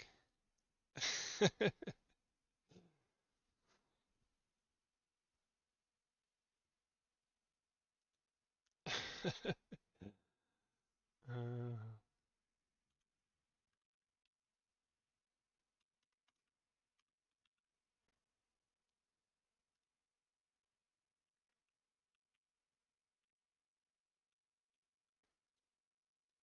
mm,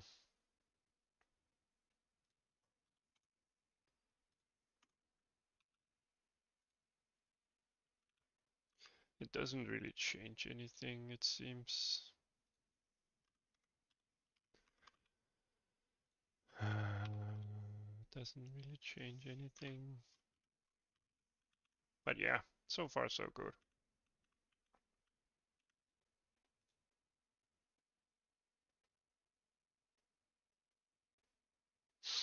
Mm.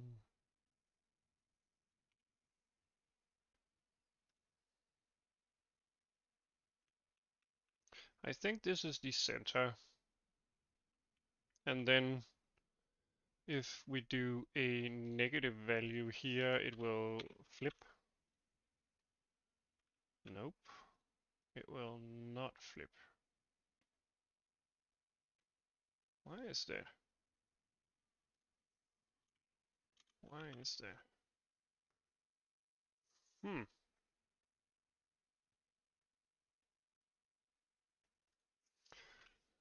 If I do like this, then yeah, everything is great.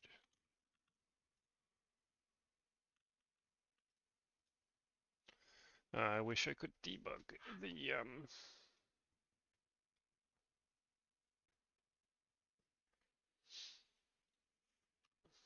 actual information here.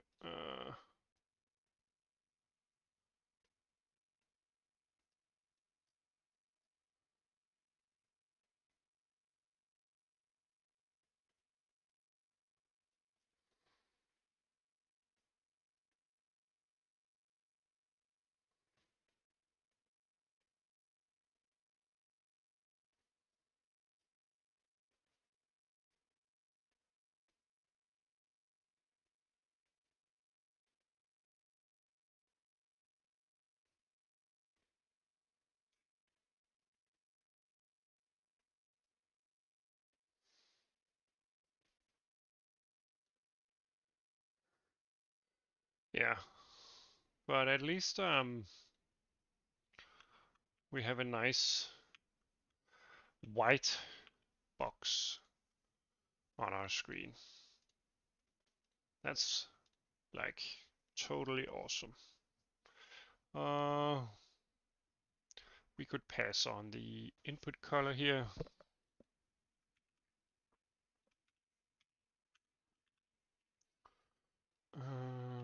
The UV coordinates needs to be calculated.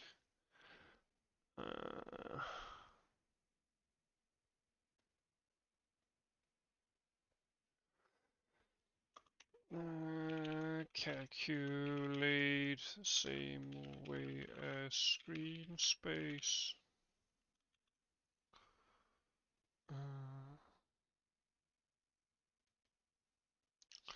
And we do the C component here, the W component here, and then we can do, let's see, it doesn't work. Let's just do like this. We should get our box back, I think. Maybe I don't set, well, 200. I'm pretty sure, oh, no, I didn't change the pixel shader. So this is the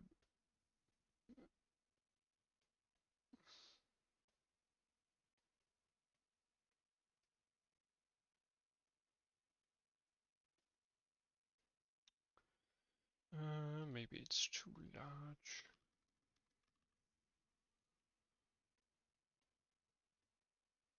Did I not specify it correctly? Position C.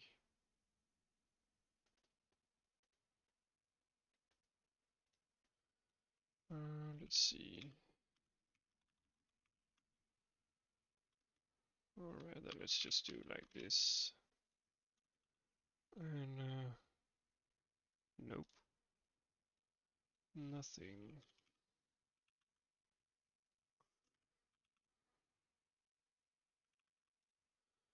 What's happening?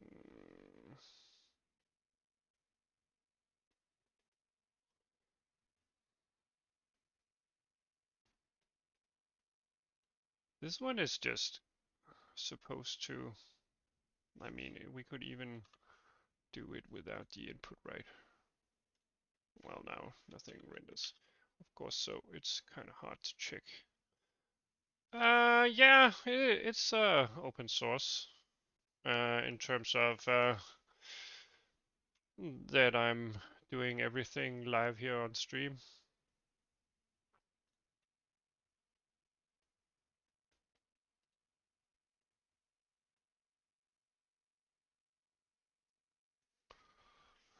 Let's see, where did we go wrong? Is it because I'm running the other version with the different shaders? I mean, it was just working a few moments ago. If I do something like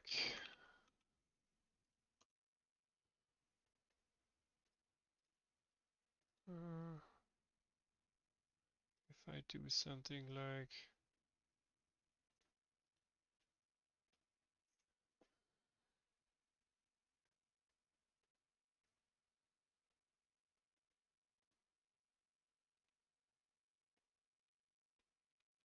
just a moment.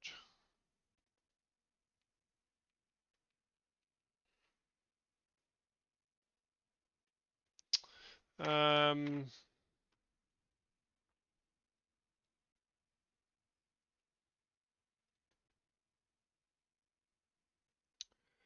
so if I change the color just for good measure, let's see.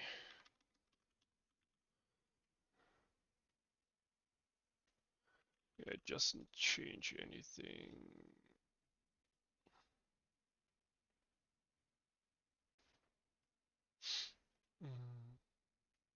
So how come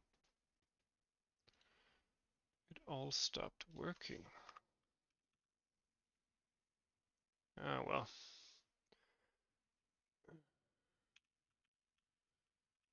Okay.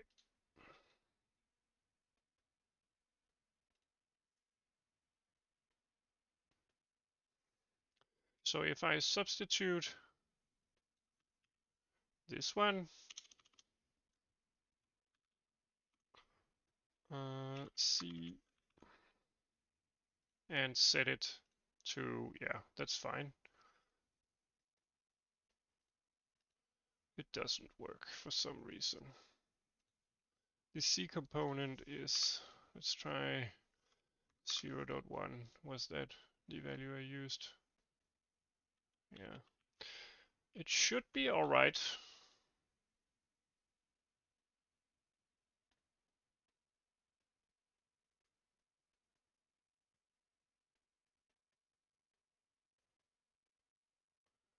It should be alright. I don't know why it doesn't work. I mean, if I change it right here, everything is fine. If it's a float 4.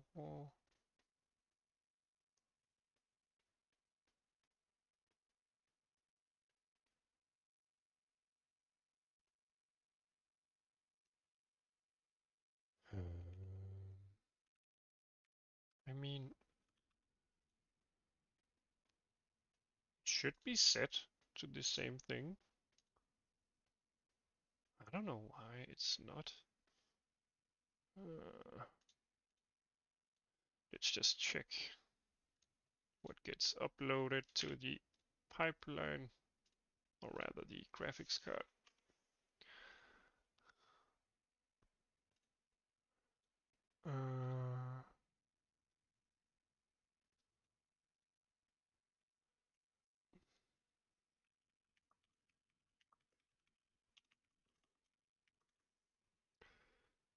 So yeah, 0, 0, our values does get compute.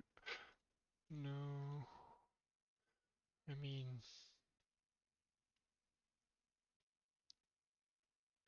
it should be alright. For some reason, this field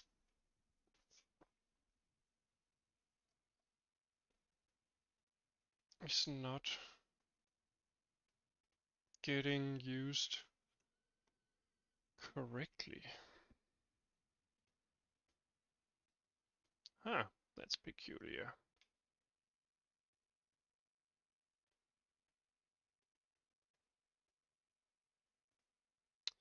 That's peculiar.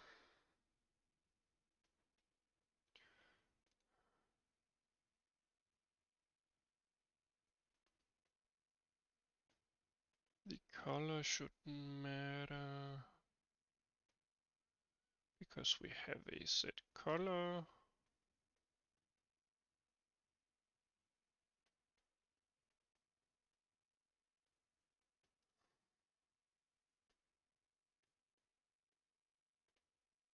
Uh,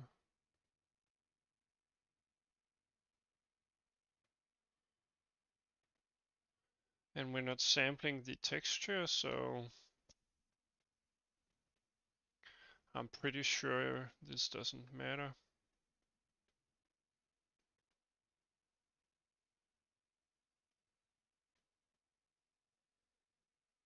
Why on earth is the C position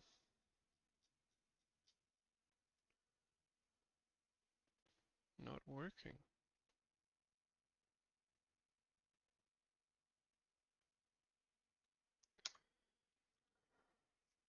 Maybe if I do the W, let's just test. No, not the W.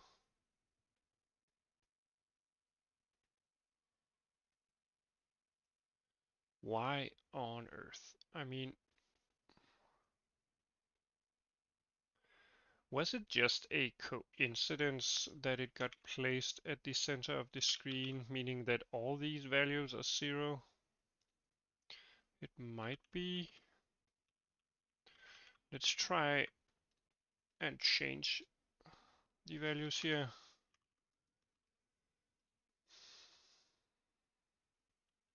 Well, some of it changes.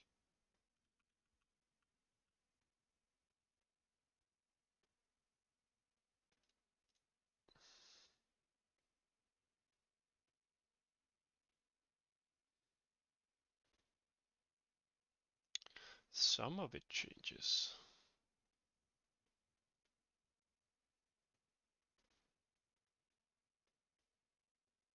Huh. Which one changes? That one doesn't change anything. But this one does, I think. Nope.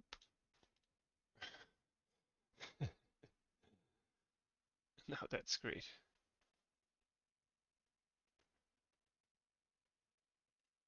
I mean, if I zero them,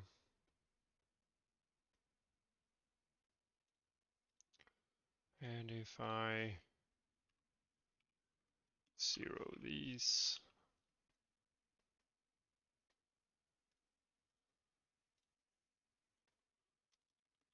let's set them to this one to 1,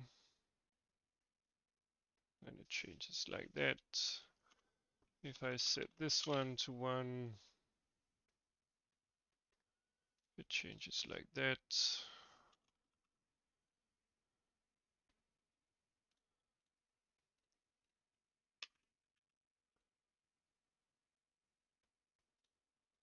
Either way, we end up with a somewhat weird result. Let's see, -1. Yeah, -1 is at the bottom of the screen. That's the Y component. Then +1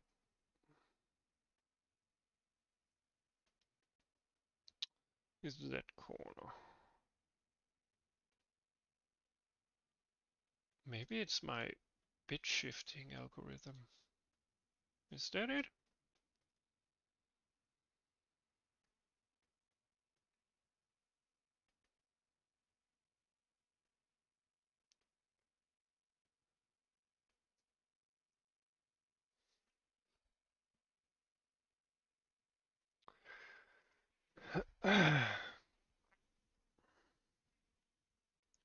Maybe it doesn't copy the vertex information for each part of the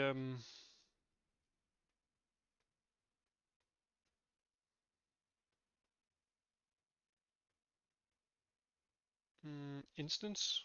Maybe that's the error. Uh, Maybe that's the actual error. What does happen?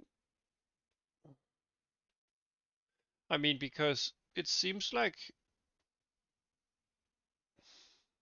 it kind of forgets everything after the first vertex.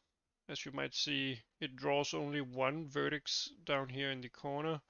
It's supposed to draw with that set up as the actual starting point for all the vertices.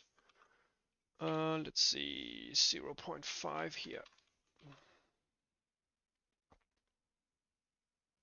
Yeah, so it's not supposed to draw it right there.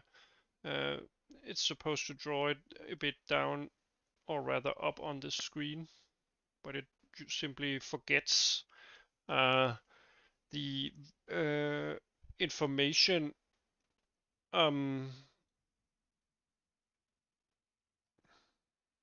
between the vertices. That's the problem. So I need to figure out why.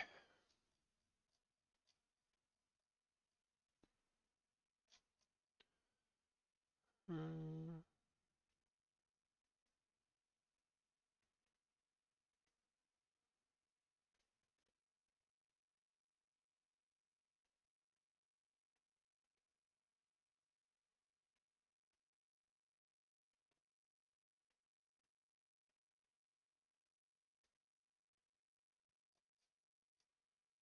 um,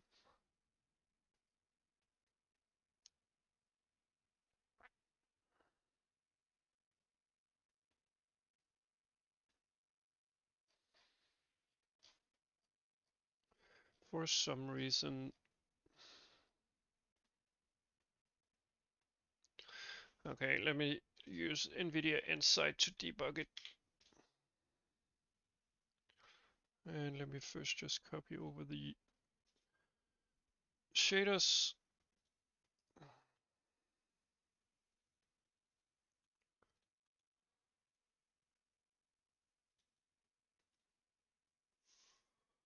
All right.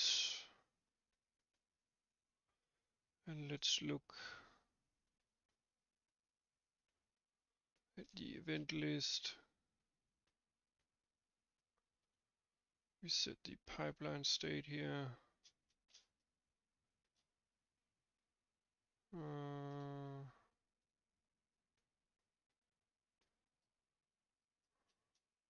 UI, root signature, UI.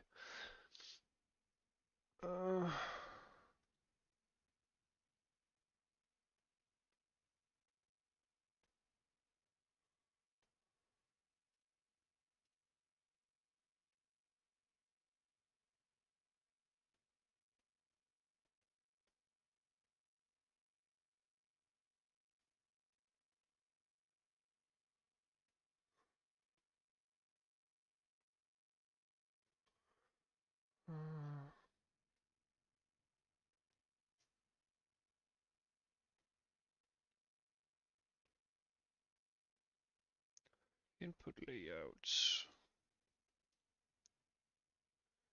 Instance data step rate. Okay, this is 0, and it's not supposed to be 0. Let's check the other pipeline state objects. I think. Oops.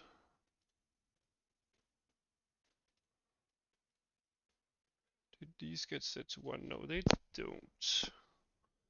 So it is inside our pipeline state object. Input layout creation.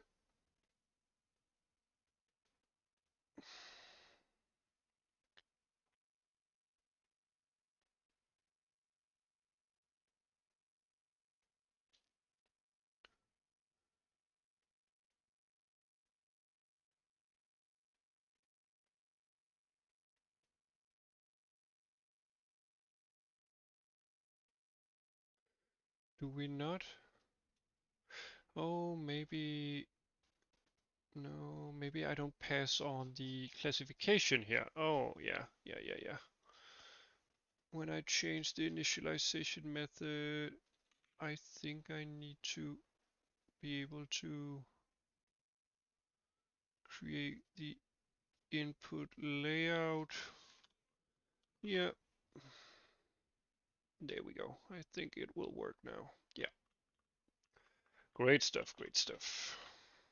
I don't know why it draws two. I don't. Oh, it's because I asked it to draw two.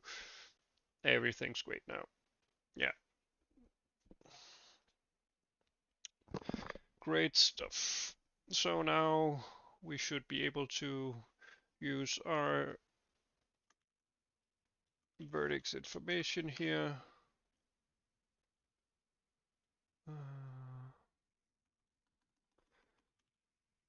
And not have to type anything manually. So now we can create a box at the center with a width of 1/20th of the screen. All right, great stuff, great stuff. And if we flip it, it doesn't really work. It seems.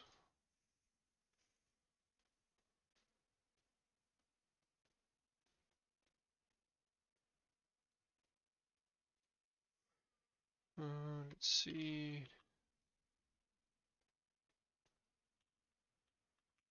For some reason, it doesn't work the way I thought it would. Anyway, and this allows us to draw the box. Next, we could add a texture to it. That would probably be fine.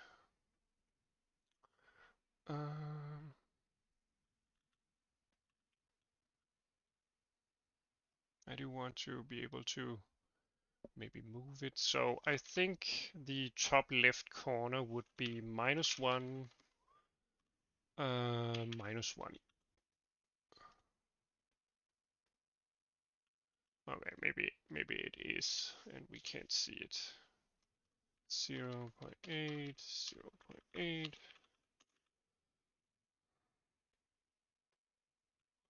No, that's the bottom.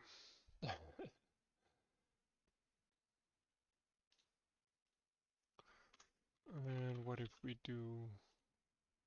No, well, one of these. I think the y, or rather the x, is supposed to be negative. There we go, -1.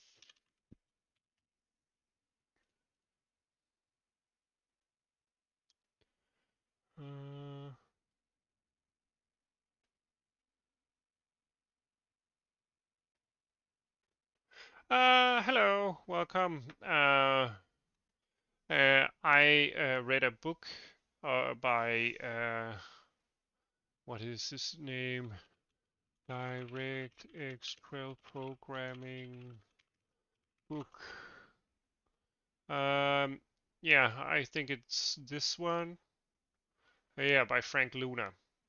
And I did different tutorials online. The UI thing here is actually with courtesy to Brian Sassoft, since it's part of his tutorial on implementing text. But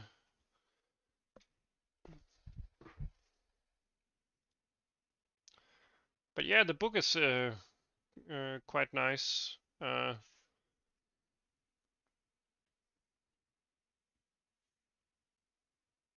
I even think Frank's source code is available. I never really used his source code since I decided to do another version. But yeah, He's great at explaining things step by step.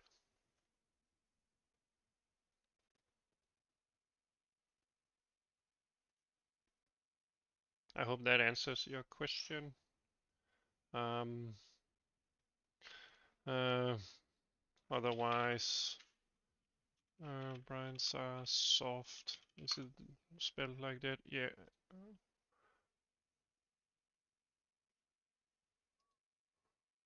Yeah, this guy.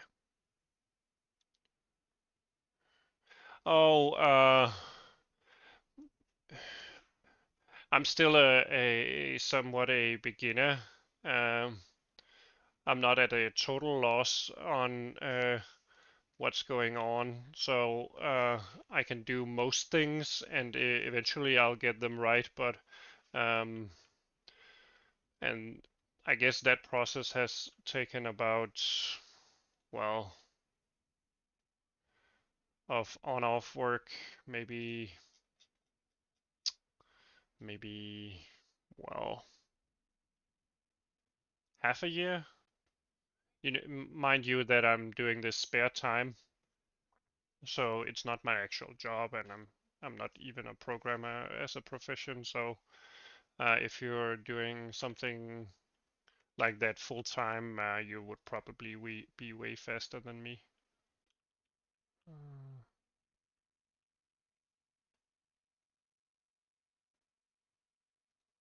but yeah, there are a lot of different nice books. Ian Mellington here.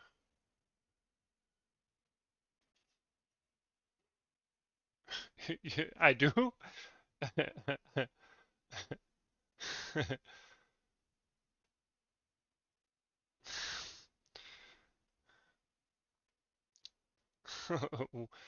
Why does it seem like that?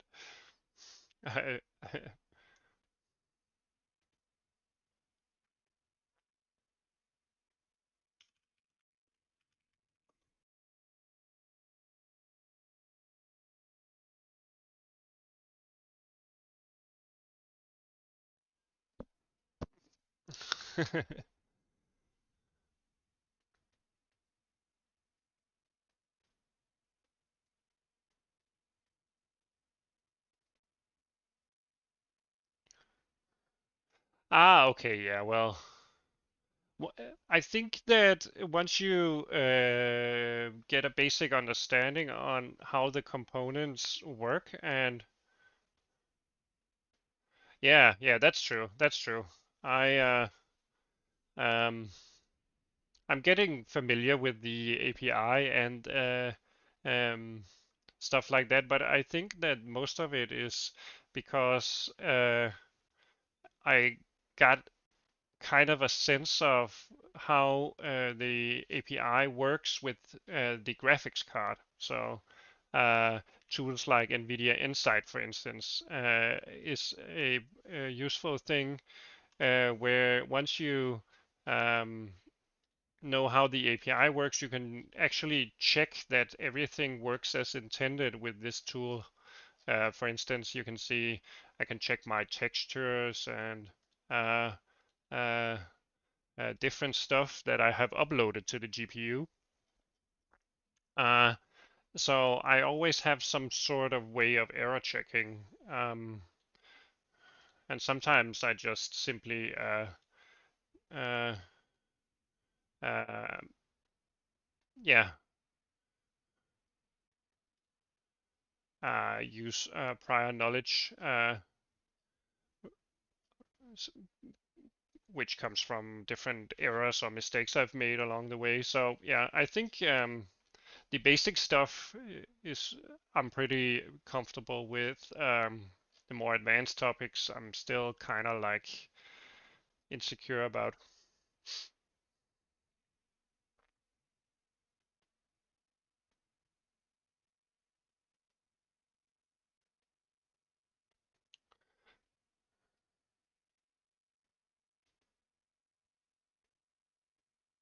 But yeah, if you have any questions or anything, feel free to drop on by when I stream. I even created a Discord, I promised. I'll add it to the description here on YouTube and on Twitch.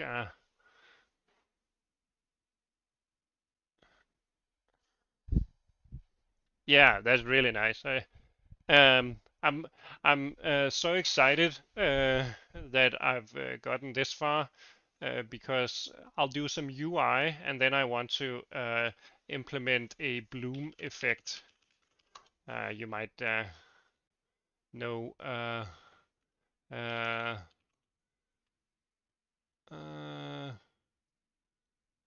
like this glow here. I want to create a plasma rifle with a part of it that glows. Uh,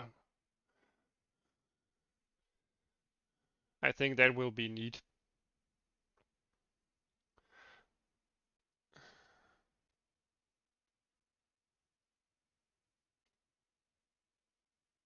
Yeah. It's basically just blurring. You could do, I think you could do some Gaussian blur or something like that. Um, you basically kind of like, um, let me show you how the rendering pipeline kind of works. Uh, Let me see. Do we have? Yeah, we have our. Hopefully this is visible, but this is our depth buffer. Um, it tells the graphics system what is placed where in the scene, so that as you can see here, first our floor gets drawn, then another wall, a wall, a wall, and whatever object I draw on top of it, it checks that it doesn't um, exist farther away from the screen occluded by some object. But all this information, you could basically just render a part of an object where you check uh, whether uh, a pre-calculated texture has a certain value. And if it does, it means that it's glowing, and you simply render that to the screen and apply bloom effects to all pixels that got rendered with the special bloom flag. So, for instance, you only draw this part of the plasma rifle to a buffer, and then you apply uh, uh, a bloom effect to all of those pixels separately. And the bloom effect itself is kind of blurring and some added color. Yeah, you should really. I think Digital Foundry was it them? How Doom renders YouTube, I think. Did they?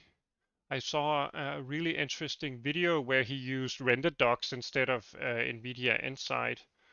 Uh, yeah, it's not the actual depth buffer, but it's like a buffer like it. So um, let me draw it out. It would simply be something like, sorry for any flashes. It would simply be something like I have an object here.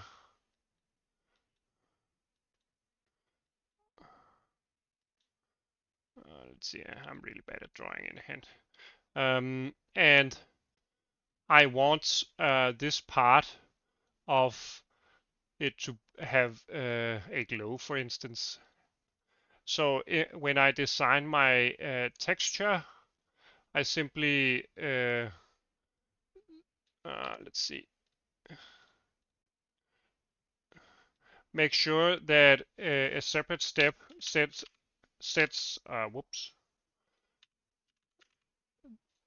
some value uh, of that texture to 1, and I render that into a buffer or a texture, and then I scan that texture for everywhere there is a pixel drawn. If it's 0, no pixel will be drawn. And then I know this is an area that has a lighting effect. But yeah, it's basically the same as a depth buffer.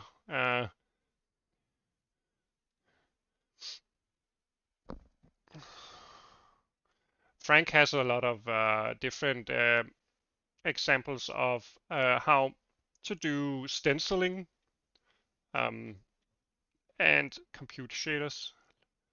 Um, uh, yeah, a viewer of mine suggested that I should do physics-based rendering, uh, uh, where you kind of like, can I find a nice example? I'm not sure.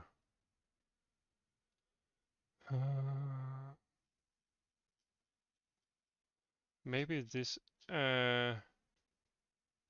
yeah, there I think. So PBR works kind of the same way, uh, where you have a multi-dimensional texture. This is not a great example. Can I find? Sorry for all of the clicking. I just want to. There we go. I think this is. Yeah, yeah. But the principle is kind of the same thing. You have a multi-dimensional texture where, for instance, the first layer. Oh, it's not that hard. I think once you know how rendering works, it's yeah. I had to work on this thing until it got working, and now I kind of got it working. So the next step is um, doing something else. Uh, uh, so we might have a metallic texture where each pixel of the texture might be looking something like this in PBR. It's just a theoretical example. These could be between 0.0 and 1.0. So they could, of course, be between even 0 and 1.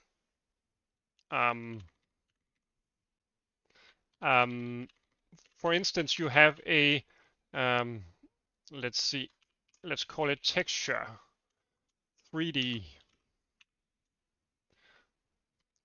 where the first layer is the metallic one, and then the second layer is the roughness layer, where you might want to say this pixel in the texture is 1 and blah blah blah, and so forth.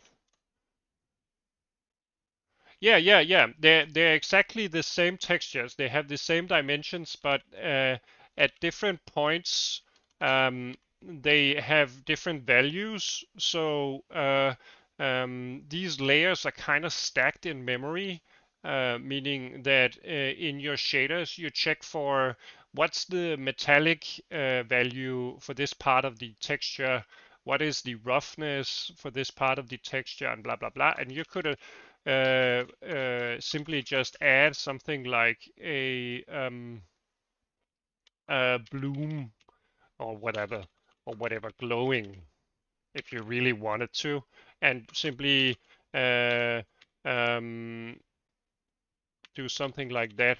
Uh, yeah, it's a bit contrived and um, um, simply in theory. And then in your shader, you would do something like if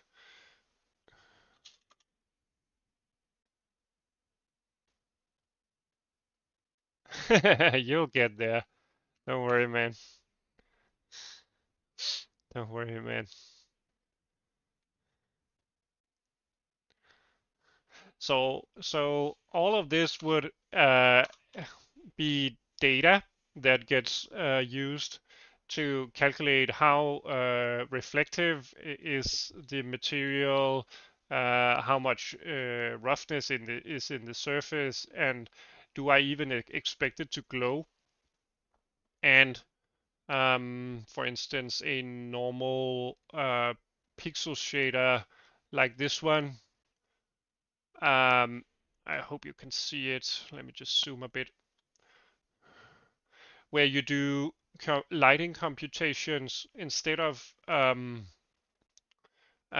doing generalized roughness or um, um, this roughness and the Fresnel is kind of like other words in terms of how rough and metallic some of the lighting effects are.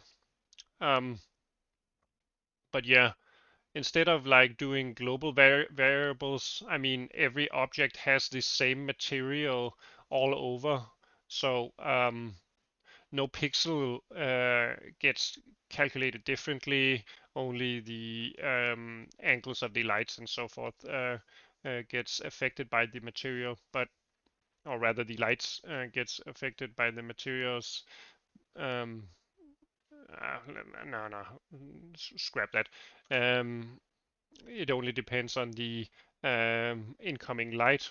I mean, and I don't know, maybe.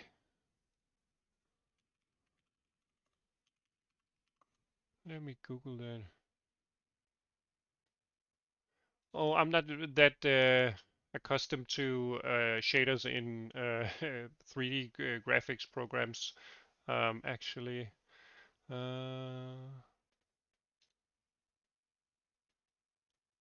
but yeah, I, I guess if part of this texture, for instance, uh, um, contained information about something special going on, you could program the shader to, for instance, cut out this area and do some other special effect only for this area.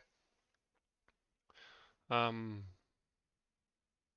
this looks like maybe a PBR shader of sorts.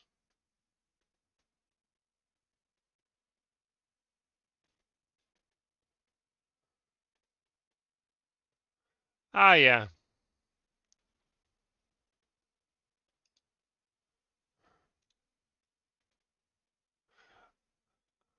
Oh, I'm happy. I hope it made some sense at least. Um, but what you got me going. I I really wanted to find the Doom video because I was amazed how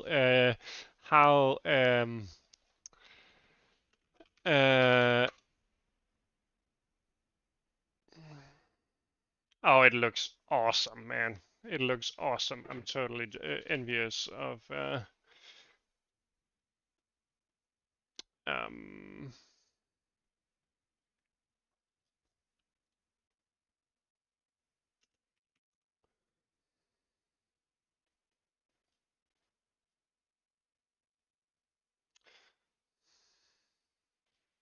I'm envious on the graphics programmers that get to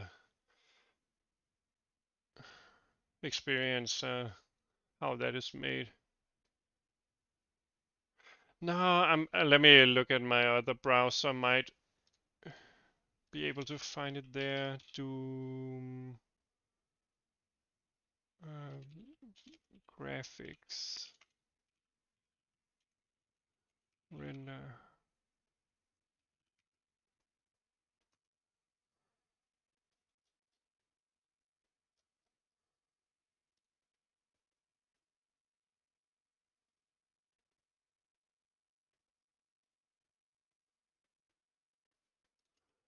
technical.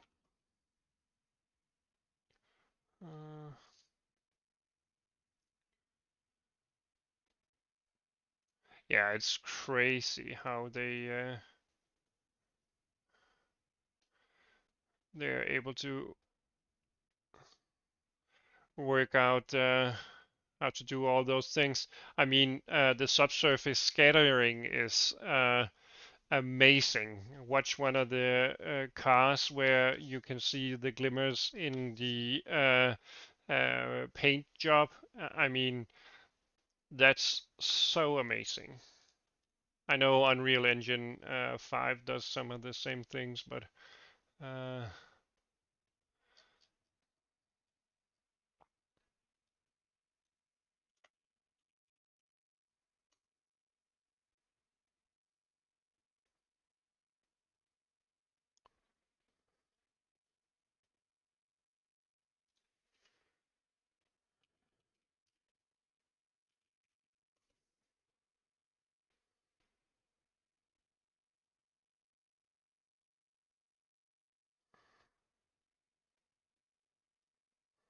let me see.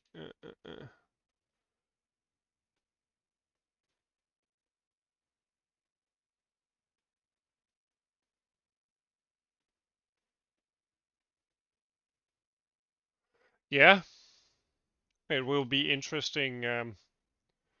I think I might have found it. No. Uh,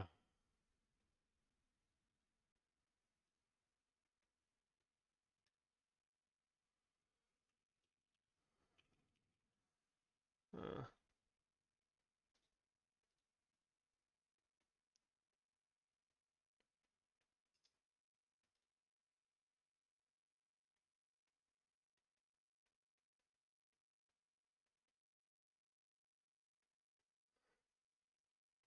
uh,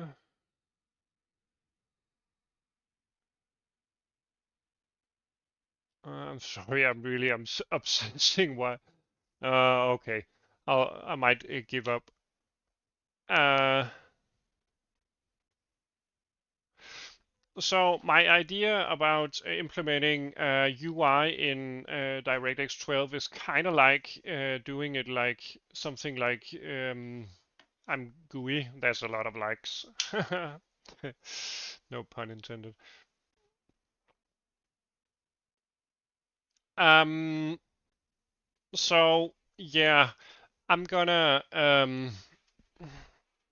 use this pipeline here, um, which I've made, where I'll draw rectangles to represent either UI elements or text.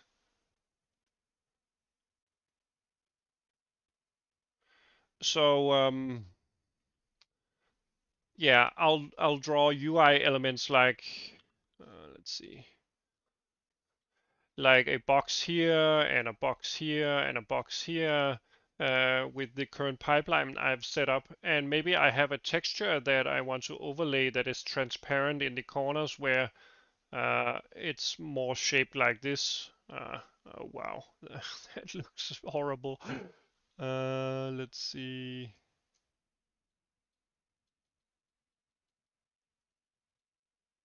I can't seem to swap it for some reason. Uh, anyway, so for instance, cut off the corners here. This could be a texture, so the underlying UI element is a box, but the corners might be transparent.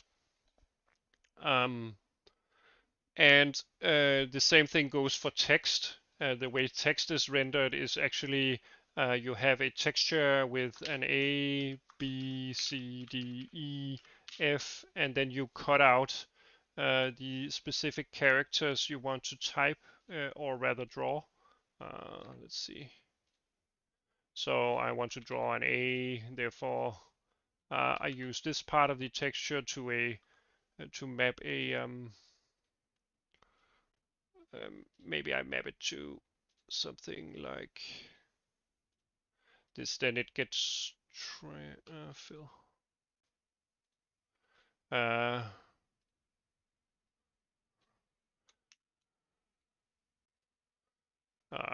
you could change the color, and then you do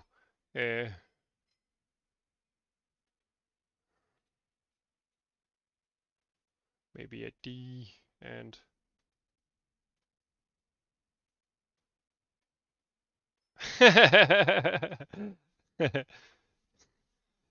yeah, and the fun thing about I'm GUI is that it's a deferred UI, meaning that it gets drawn every draw step. So it's uh, basically data driven in that way that the data dictates what gets drawn and what doesn't get drawn, and it gets updated every frame, which is also why it's super responsive and really really nice. And you simply get out of the hassle of being required to define your UI before you define your data.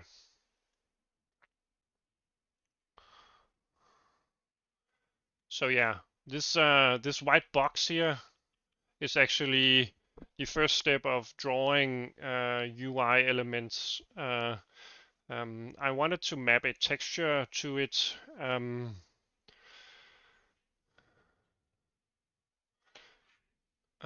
But I've been going at this for almost 3 hours without a break. uh, Maybe I should. Right now, the root signature is set up the same way as.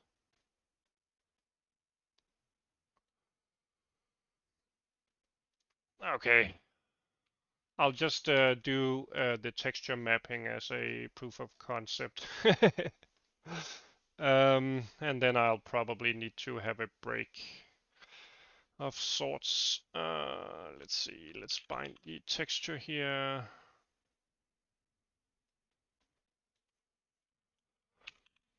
We simply, well, I don't think we want the first texture because it's just plain white. Let's just do this texture, and inside our pixel shader, we actually bind these samplers. So let's do the same thing here. All right, this should be fine.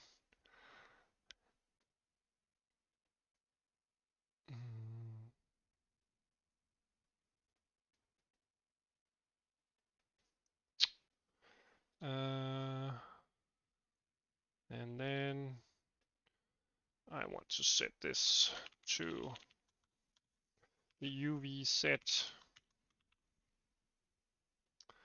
And we have a problem somewhere.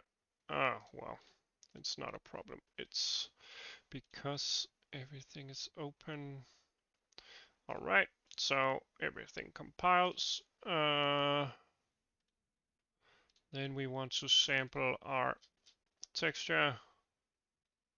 Oh, that's the vertex shader.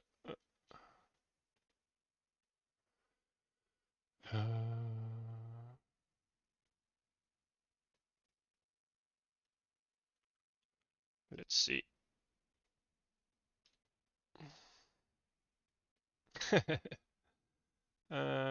And we want to result, and we want to sample the sampler state. Let's see, point wrap. Let's do that. Or linear, nah.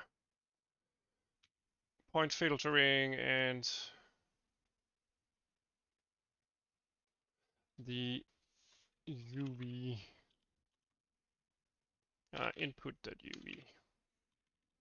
I think this will work if I'm not mistaken. Uh,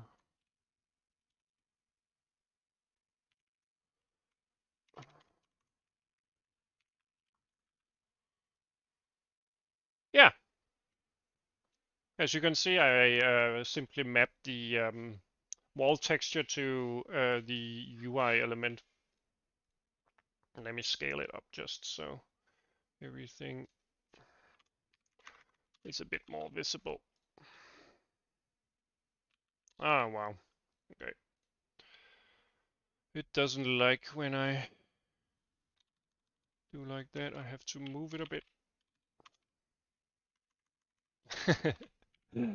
It doesn't look nice, but it's a proof of concept. Yeah. So imagine that this was a raster-based implementation. Yeah, yeah. You rasterize everything.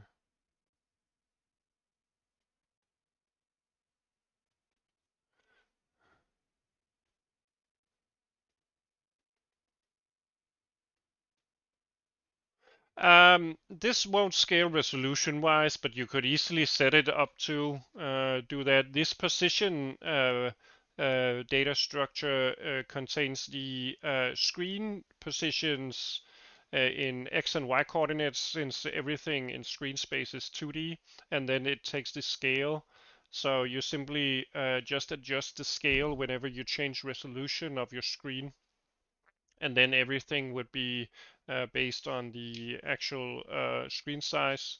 Um, in terms of your texture, it depends on how high quality of a texture you have and which kind of sampling you use.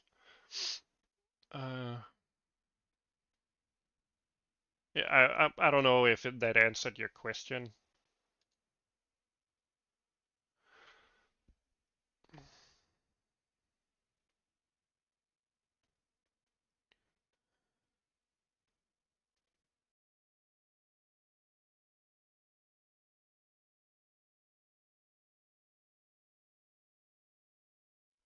Yeah, exactly, exactly. At least DirectX12 does. I think Vulkan does something else, if I'm not. Let's see. Vulkan screen space. Uh,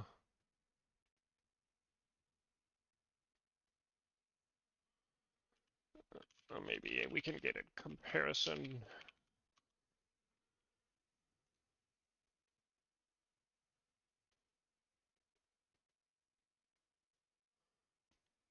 Well, you never know.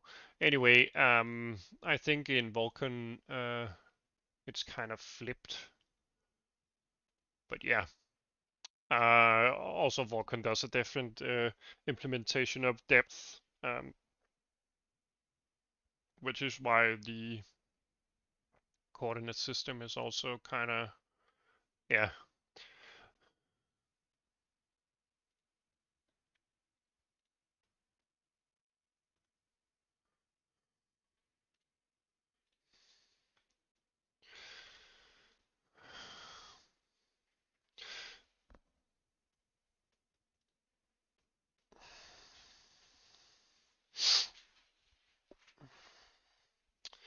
But yeah, I think I have to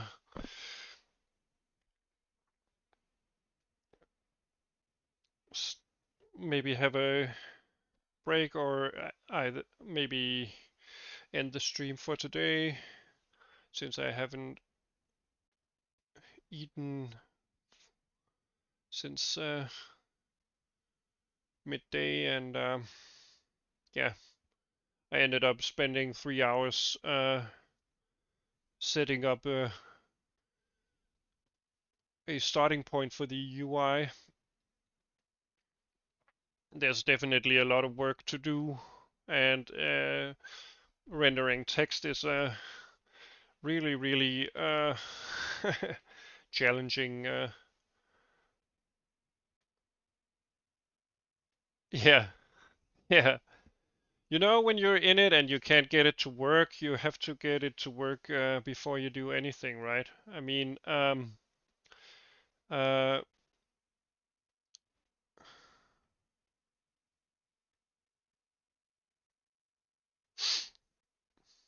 and I mean, this exact thing actually works now. So, okay, maybe we want to test one last thing. We could do at least for me. I mean, when I really get into the groove and weird bugs start appearing, I can't help myself. Yeah, okay. So now I can draw several boxes.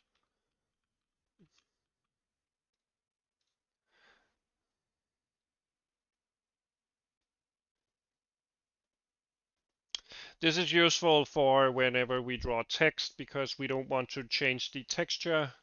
Um, we want to sample from the same texture but simply offset inside the texture. Let's see.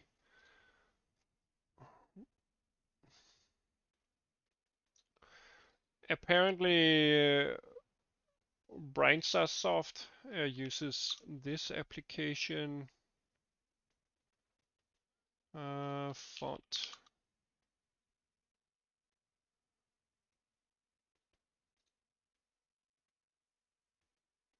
Is it not that one? No. Apparently some uh, this application, yeah. So this application allows you to create a texture, as you can see here, of a certain font. You can add shadows and different stuff. And you simply create a texture here that you load, and it even compiles, I think, the information on how to encode the font from this texture. So yeah, that's the next part of the process. I think maybe maybe a cleanup of some of this code and a better interface for all of it. But besides that, um, we would like to be able to render some fonts. Anyway, now I think it's time for that break. Thanks for everyone who decided to thanks to everyone who decided to drop by and hang out. It was really nice having a lot of people hanging out in the chat and hanging out and supporting me along the way. I think we had some interesting topics going, and yeah, that was really nice. Take care too, and stay strong out there. Remember, if you found any of this helpful, entertaining, or just soothing, how much uh, I can, how much time I can spend on different stuff, feel free to comment, like, or subscribe, or drop by on Twitch. I'll remember to add the Discord link in my descriptions on Twitch and YouTube for future reference. All right. Hopefully, I'll be seeing you around.